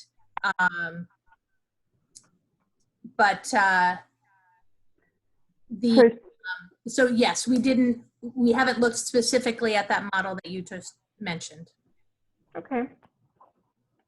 Right. Do you have anything? I don't even know if it's worth considering, but I think it would reduce the numbers on the initial day of kind of chaos when everyone's going to try to figure things out. It might keep some groups of people separate for a while. Might be easier to acclimate to a new system if there were fewer people to deal with on any given day. Okay. But maybe you've already done that. I'll look at that, Sita, in the plan, and we can talk more at the board meeting. Yep. Okay. Fine. All right. Do you have anything else, Dita? No, that's it. Okay, great. You've done a great job. Thanks. They have done a really good job. Marilyn Paul, I will call on you next, if that's all right with you. She's going to unmute, and then we'll hear her. Coming. There we go. There we go. I don't have specific questions because so much of this is new to me since I've been sort of off of here for a while. I would like to take some time and really look at this, and then when we have our next meeting, I will come with lots of questions. But I mean, you guys have done so much work and there's so much to it, and I really want to take some time and study all of it. And as we got some feedback tonight from you all, we would hone our plans even more and send that out to you and the community with the idea to be able to come to final plans whenever the board meets next. And so our hope would be to get something out by the end of this week. Okay, great, super, thank you. Great. Next, Christine Heath, what do you have, or questions, comments? Oh, I have a lot of questions. Okay. First, I do want to start with a comment is I know the before and after school programs were mentioned, and I do feel that where they've been, especially Boys and Girls Club, have been running a summer camp, I do think that they have practices in place that while it will be affecting the cohorts, I think there's some safety there. I think not having them will have more of a negative effect than having them. So that's my comment. Are we going to have parents have to opt in or out per trimester or per semester for remote, so that we don't start the year with, say, 13 kids in a classroom where it's comfortable, and then, you know, a couple weeks into it or a couple months into it, all of a sudden another kid pops in? Is this going to be something that has to be a commitment for a certain amount of time? I think we need to see what our numbers are before we work that through. If we're looking at a small percentage of our community, then you know, that's different than if we're dealing with a big group. Okay, and another thing with technology, where some kids will need one-on-one Chromebooks. If they're in school, will they be expected to keep them in school, or will it be something that they can transport back and forth? That'll because be that would, something you need as a board to make a decision on. okay. Has there been any kind of a survey to teachers to see how many of them medically, based upon the guidelines, cannot return to school? Our plan is to put that out tomorrow. We wanted to have this meeting first. Okay, sorry. Nope. Question. Also, just a thought with, I know they're talking a lot about, and I'm just trying to think of all the little things for my kiddos too, is, you know, recess, most likely because they can be spaced out, they won't have to wear masks, but the back and forth to recess will be in common areas like hallways. So just, I don't expect an answer now, but just something, another thing to have to think through is, you know, when they're going somewhere where they end up not needing a mask, like recess, what do they do with the masks? What, you know, how do we instruct them to keep those masks clean? Because wearing a mask that has been on the ground or something like that doesn't help. Also, is there going to be a plan in place for kids who are remote to be able to get lunches like they were this past spring? Okay. They were, one of the mentions was a COVID coordinator. Is that going to be someone other than the nurse? It's probably going to be Natasha. Okay. And you did mention that you guys have to create a plan for infection. And my last question, I guess, is kind of because of my dual role, is if a class is quarantined and the teacher is not the one who's sick, will there be some prep time for that teacher to go from classroom to remote? What is, just, and again, I don't expect the answer now, but just a thought to put in there. Because I know a lot of conversations, like when I was doing the focus group last week, the comment was made was, well, the teacher can just the next day go remote. And there's so much more to that. So maybe part of the conversation of when we go, if we have to go remote as a district, but also if an individual classroom has to go remote, some parameters and guidelines, expectations could be worked in there so that people will know what to expect the next day. And that should be it. Thank you very much for the time. And thank you for everybody who put all this work. Amazing. Thanks, Christine. Next, Jill, do you want to go next? Sure, I'll go next. Still trying to absorb a lot of information. I have kids at the middle school and at the high school. So thinking about how it affects me, how it affects everybody else, all those sorts of things.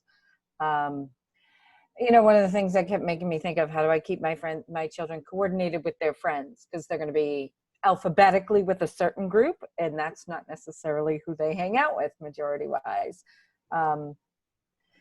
So, and I get you have to do some sort of timeline on that, I guess, and you might have already said it, and if I missed it, I apologize. Is the intention of this to be full year, or is it like, see, and if the cases continue to drop and say there are no cases in New Hampshire, then maybe we go back to a full day classroom or things like that. And again, if you said it, I apologize, but We say I it, missed that. and I hope every night that'll be the scenario.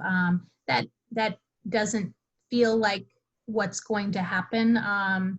But I think the same way that we have a trigger to how we get to remote learning, we'd have the same to when we release, you know, some of the layers, and that would be a wonderful thing to be able to do.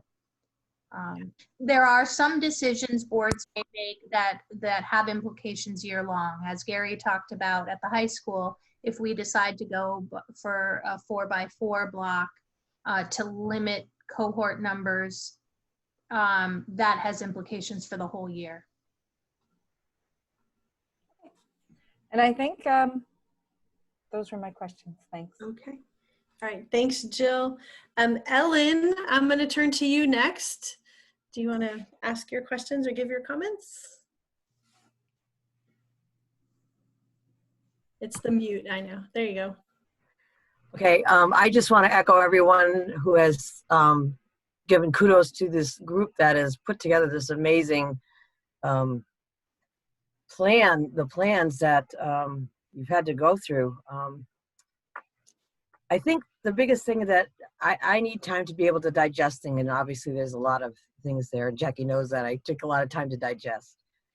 Maybe a thought would be to send some of the slides that correspond to the certain schools to the certain board members, so that we have time to be able to look at just those, so that so that you have time to think about that. I would appreciate that. We'll do that, Ellen. Sounds good. Thank you so much. And that's it. And again, thank you everybody for everything that you've been doing already. Thanks, Ellen. All right, Lisa Davenport, are you able and willing to comment? I see you. My question's more around the testing and the symptoms. So unfortunately, we're going to be sending kids back to school just as cold and flu season is also coming upon us. And and of course, all those symptoms of all of those overlap. And I don't see a school nurse being able to decide one way or the other. So kids who have a cold are going to get sent home. So are you looking at requiring results of COVID testing before the student can return to school? Because if we send them home and they just have a cold, they can come back, but we would need a test. There are protocols about staying home for 10 days, I think, within the guidance that or with a COVID test. What we're running into now is like allergies that mimic COVID symptoms. So we are needing to work through and have something very concrete in place around that. Because I would imagine most parents, if their child just has an allergy, they're not going to want to keep them home for 10 days or 2 weeks. So I think there has to be some planning around that, certainly. And then also for the test, for the staff to be tested. And also, has there been any discussion with the state around testing protocols and getting access to some of these more rapid turnaround tests? Like up at Dartmouth, we have a test that our turnaround is 8 hours. You can have the results back. And I think that we should be exploring some options like that so that people can get the information that they need quickly so that we can put in whatever mitigation strategies that we need to. Yes, and somebody also mentioned, I can't remember where I was, but talked about pool testing. And so that is a way to, if you test a group and you get the test back, if there is a positive test, you then can narrow down that it's where that positive test is. So I think there are lots of people, that is not my area of expertise. And so looking to the nurses and to those of you who have that expertise will be important. All right, anything else, Lisa? No, I'll save the rest for our board meeting. Okay, Angela Drake, would you like to go next? Yep, I would. So here, I'll have to see if my camera will work. So I have a few questions. One of them is about the MOU that we're going to be negotiating so the teacher contract. Is that going to have to be voted on by the board, by the public? How is that looking? Do we know yet?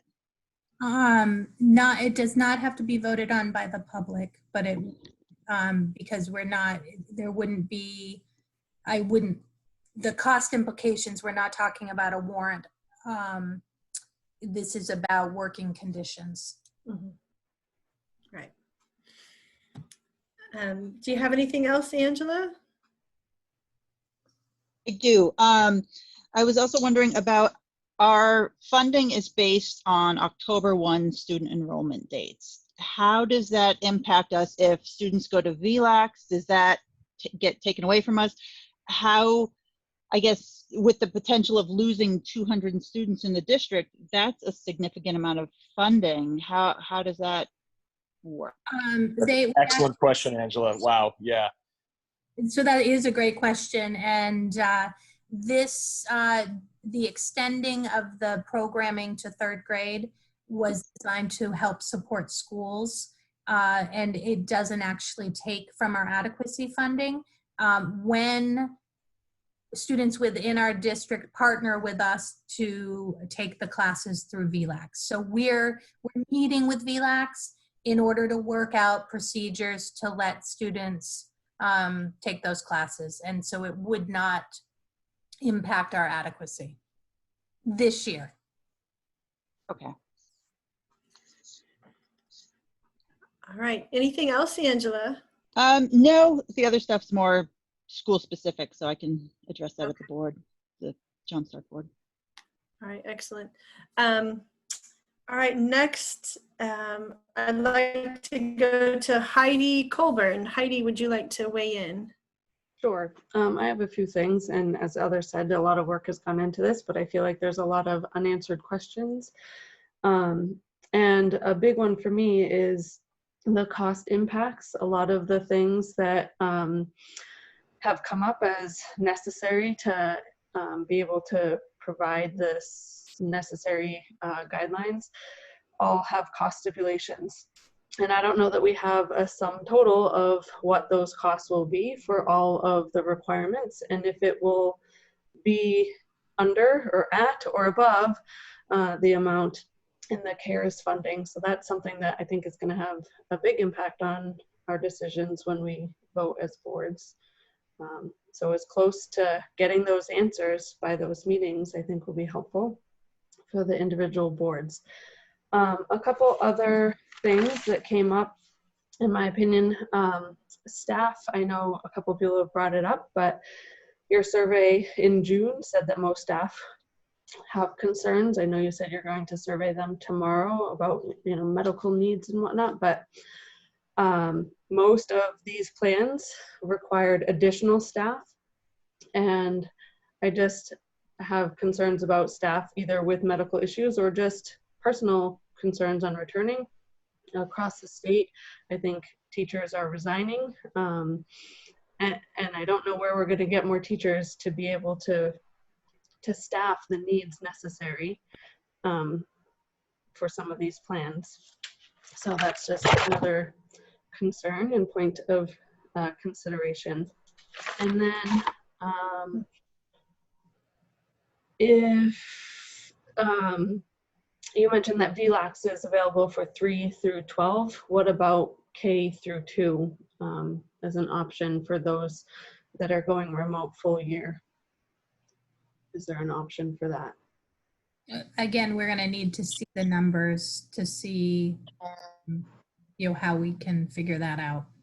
Okay, thanks. VLAX actually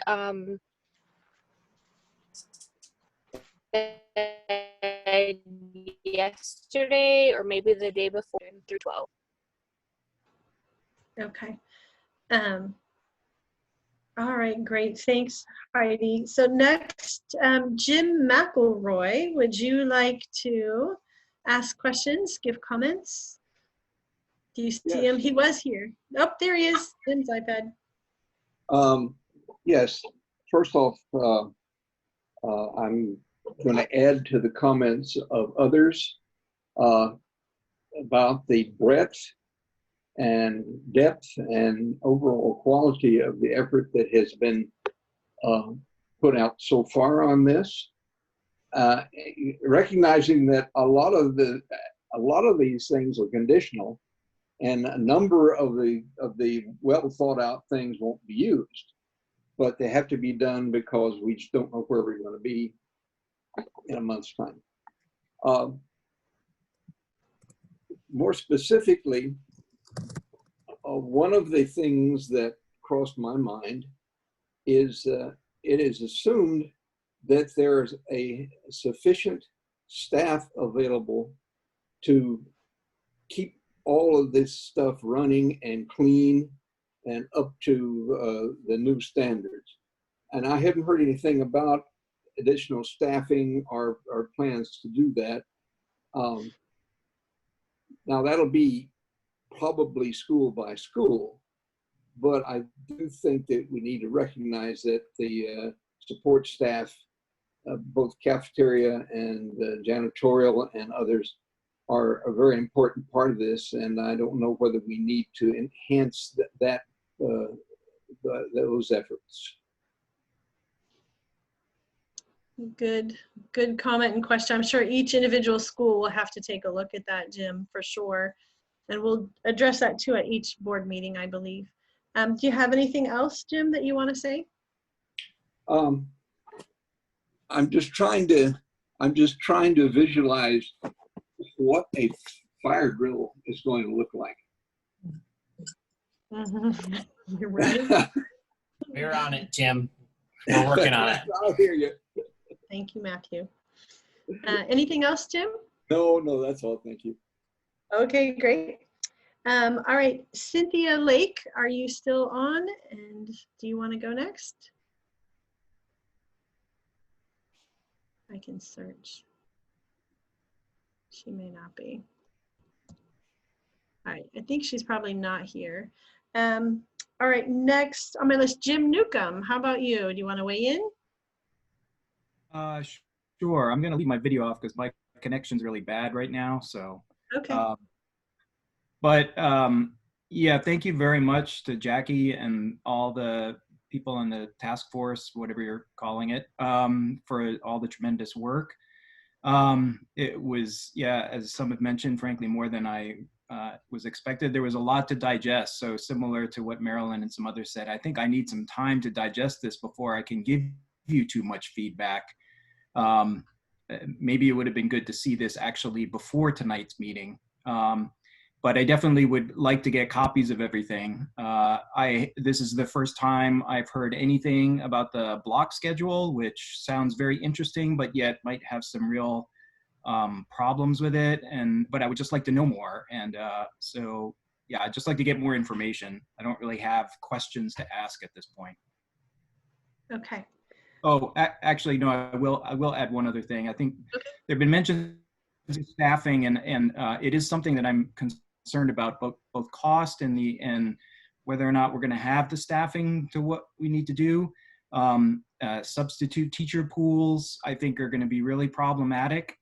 So I'm not sure what efforts are being made on that front as to how we're going to tackle that problem.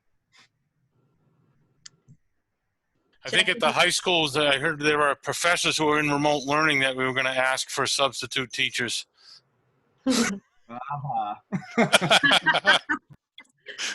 Yeah, I like that. Great, good comments, Jim. Thank you. All right, Rochelle, you are next on my list. Some of my questions have already been answered.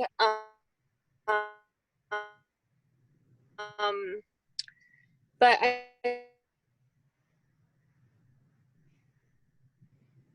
do back. Can you say that again? If we don't have all the money from the CARES Act, then are we just going to go straight to remote learning? Or is there a backup? I think we're going to have to look at other areas of the budget. Depending on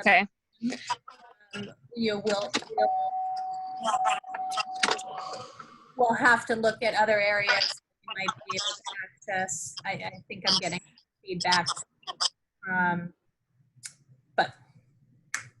Okay, I also have another question.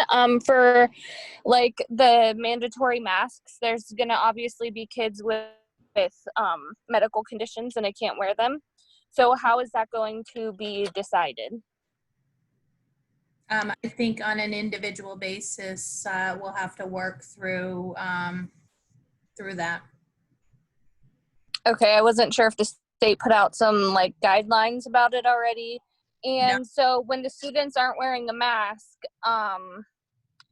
what will happen? Because I know I have already experienced bullying over not being able to wear a mask because of my health conditions.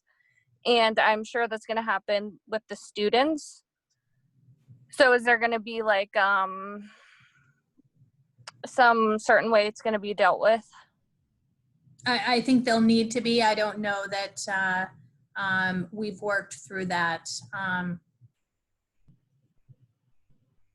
Okay, yeah, because I think that's super important because it's already, scary enough to go back. And especially for the kids who aren't going to be wearing a mask and everyone else is, it's going to be even more nerve-wracking.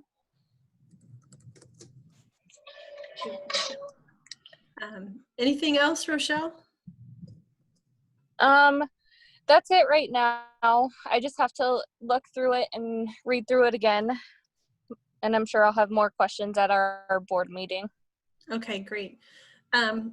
So I'll go last because I'm the last on my list. So I have several thoughts. One is as we're creating cohorts in, especially I have an elementary student, frankly and honestly, right, we're hanging out with people. And so if you put my son in a group with folks that he's hanging out with, that's really great. If he's in a group with people he's not hanging out with, and now we're still hanging out with this same family on the weekends or whatever, you know, that seems to in some ways defeat the purpose.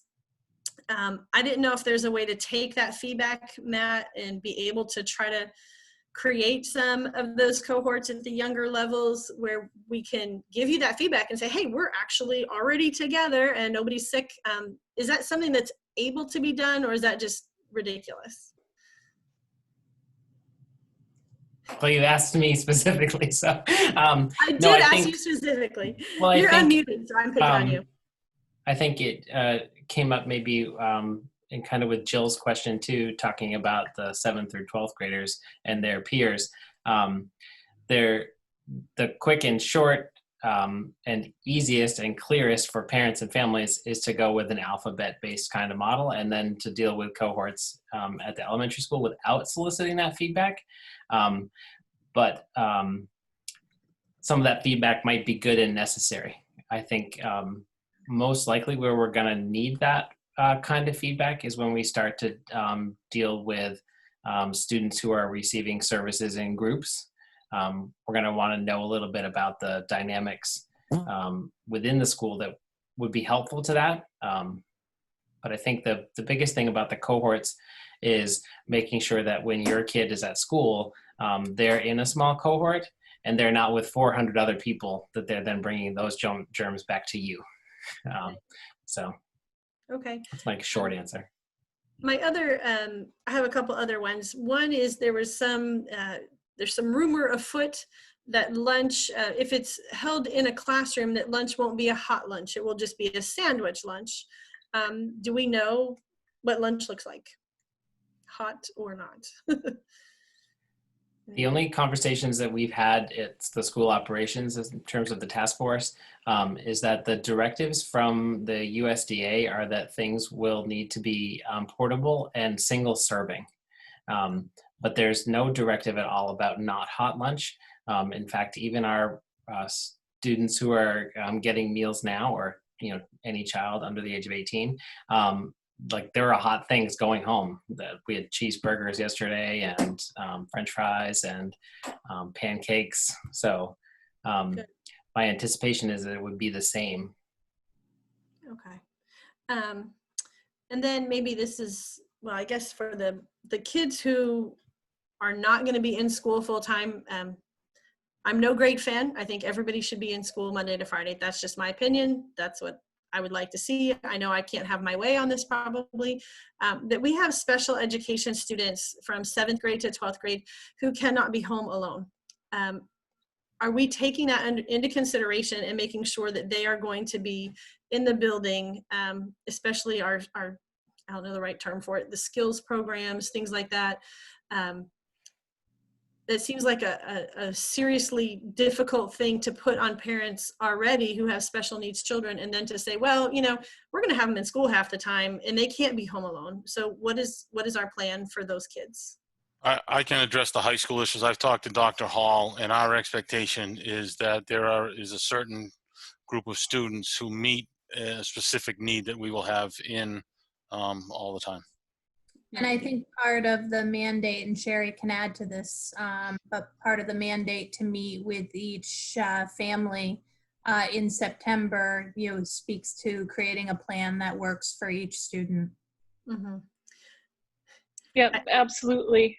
We need to be highly individualized, and we're going to work hard to do that.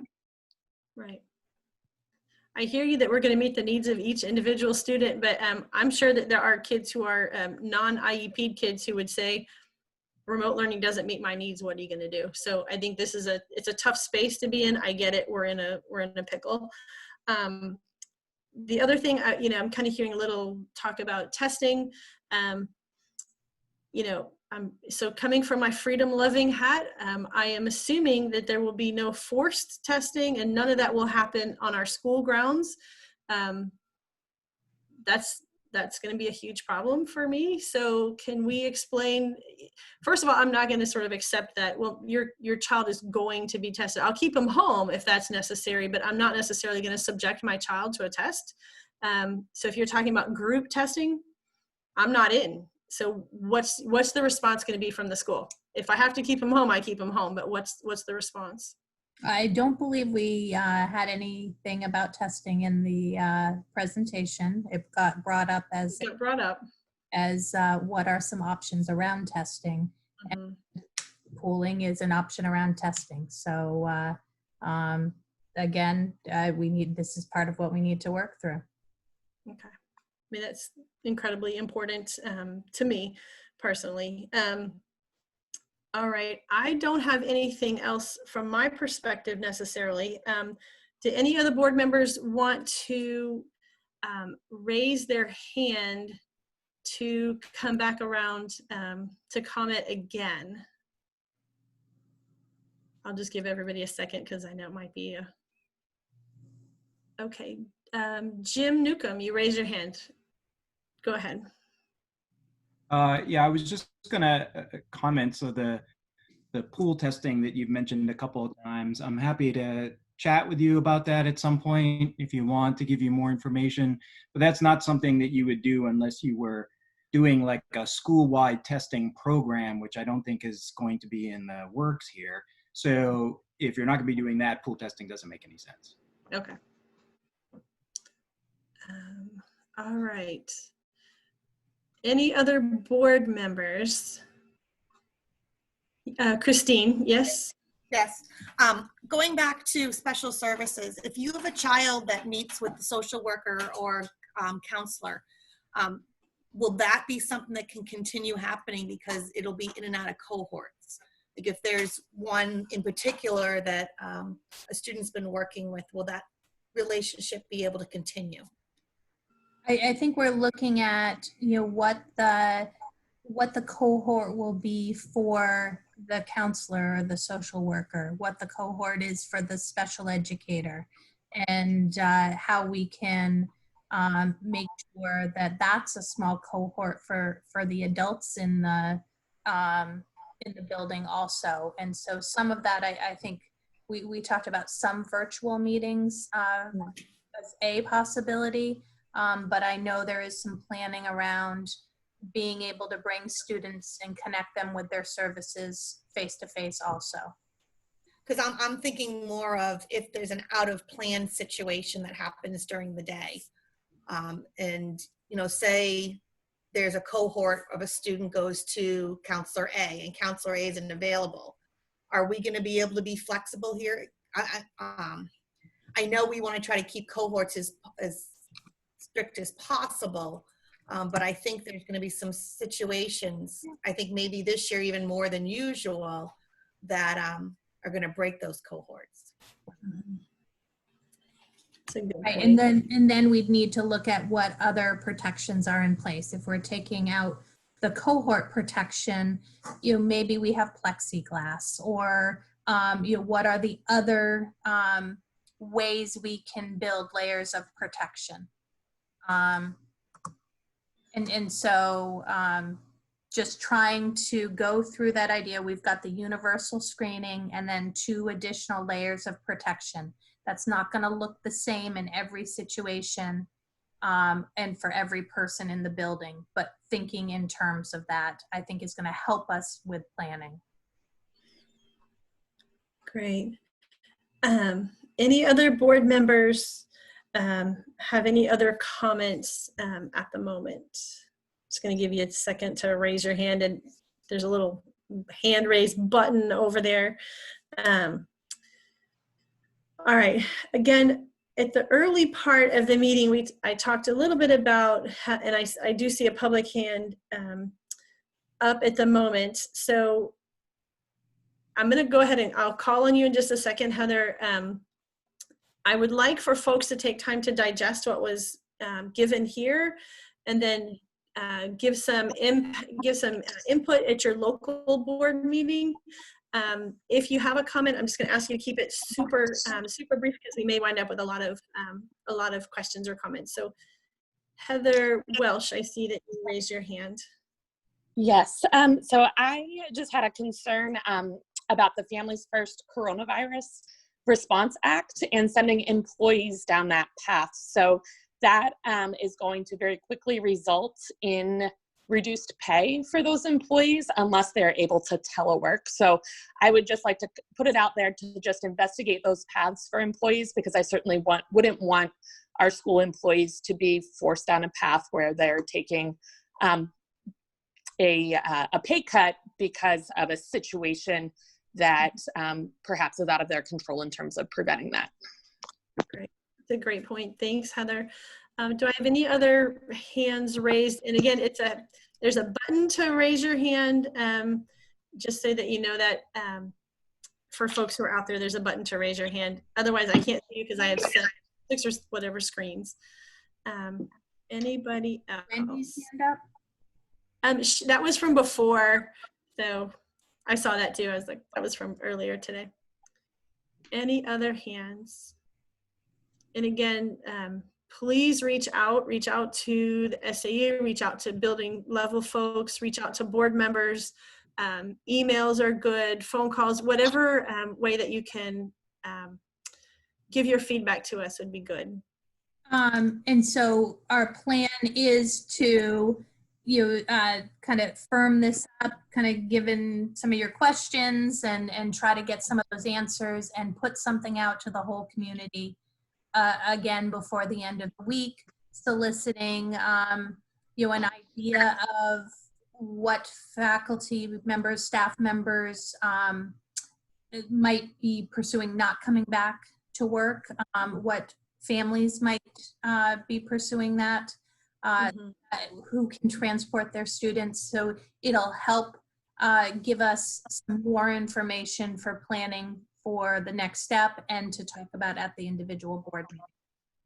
Great. Jackie, do you want board members to stay on? Everybody else can stay on if they want, to try to schedule meetings. Do you want to do that right now so that we figure that out? Or do you want to do that just by email? It's up to you. Perhaps email is the easiest. So I guess the question is, do we want to move up board meetings? I think Stoddard would like to move theirs up to Monday, and Ware would like to move theirs to Tuesday of next week. And so then what does John Stark and Henniker want to do? Henniker is already scheduled for, I believe, the 3rd, which is the following Wednesday. And Stark is the week after that. I think perhaps John Stark might want to move theirs up a bit. Right. Perhaps to do 2 next week and 2 the week after. Maybe that's an option. So I guess what I would say to board members is be looking for emails regarding scheduling so that we can take care of that. And I know that Jackie, after the meeting, wanted Zach and I to get together with a calendar.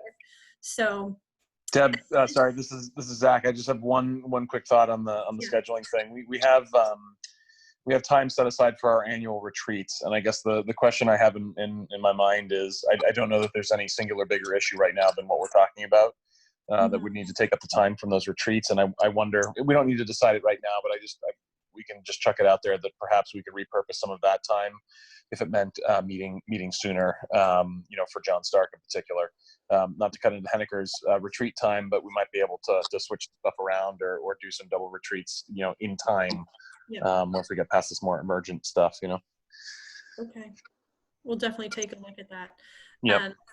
All right. So to wrap the meeting up, I do want to say thank you to every single person that took the time to come out tonight and to be a part of this call, and to the SAU and everyone, our building level folks, every single person that took your time to get to this point. And I have to say, 1 week after the governor's guidance came out, here we are with some really good plans. And so you guys have worked incredibly hard. So thank you, thank you, thank you a million times over for what you did. We truly appreciate it. And from this point, I would just say, everyone, we're going to adjourn the meeting. Have a wonderful night. Be safe out there, be healthy, and I can't wait to hear all of your feedback on individual meetings. So we are adjourned at 9:16. Thank you. Thank you, Deb. Thank you, guys. Hi, Matthew. Bye. Bye. Bye. Everyone. Bye. It was so good to see all of you. See all the names popping off. I'm like, oh, see ya. Hi, Gary.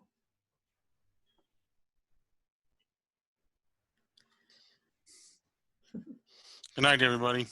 Good night, Gary. Have a good night.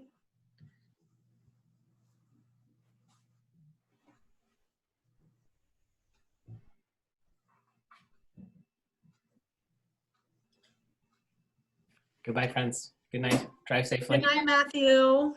See you later. Yeah, good night, guys. I just looked. We went from 100. No, how many participants did we max out at here? 200 and some we maxed out at. It was crazy. We're down to 15. Almost there. Less than that now. Mhm. We're getting there. So as far as your, So Jackie, just FYI, you're still recording this. I don't know if you intend to record what you and I and Deb need to talk about, or if this is something that we need to. It's a calendar thing. Probably not too exciting. Okay, it's fine. I just want to make sure. Yeah.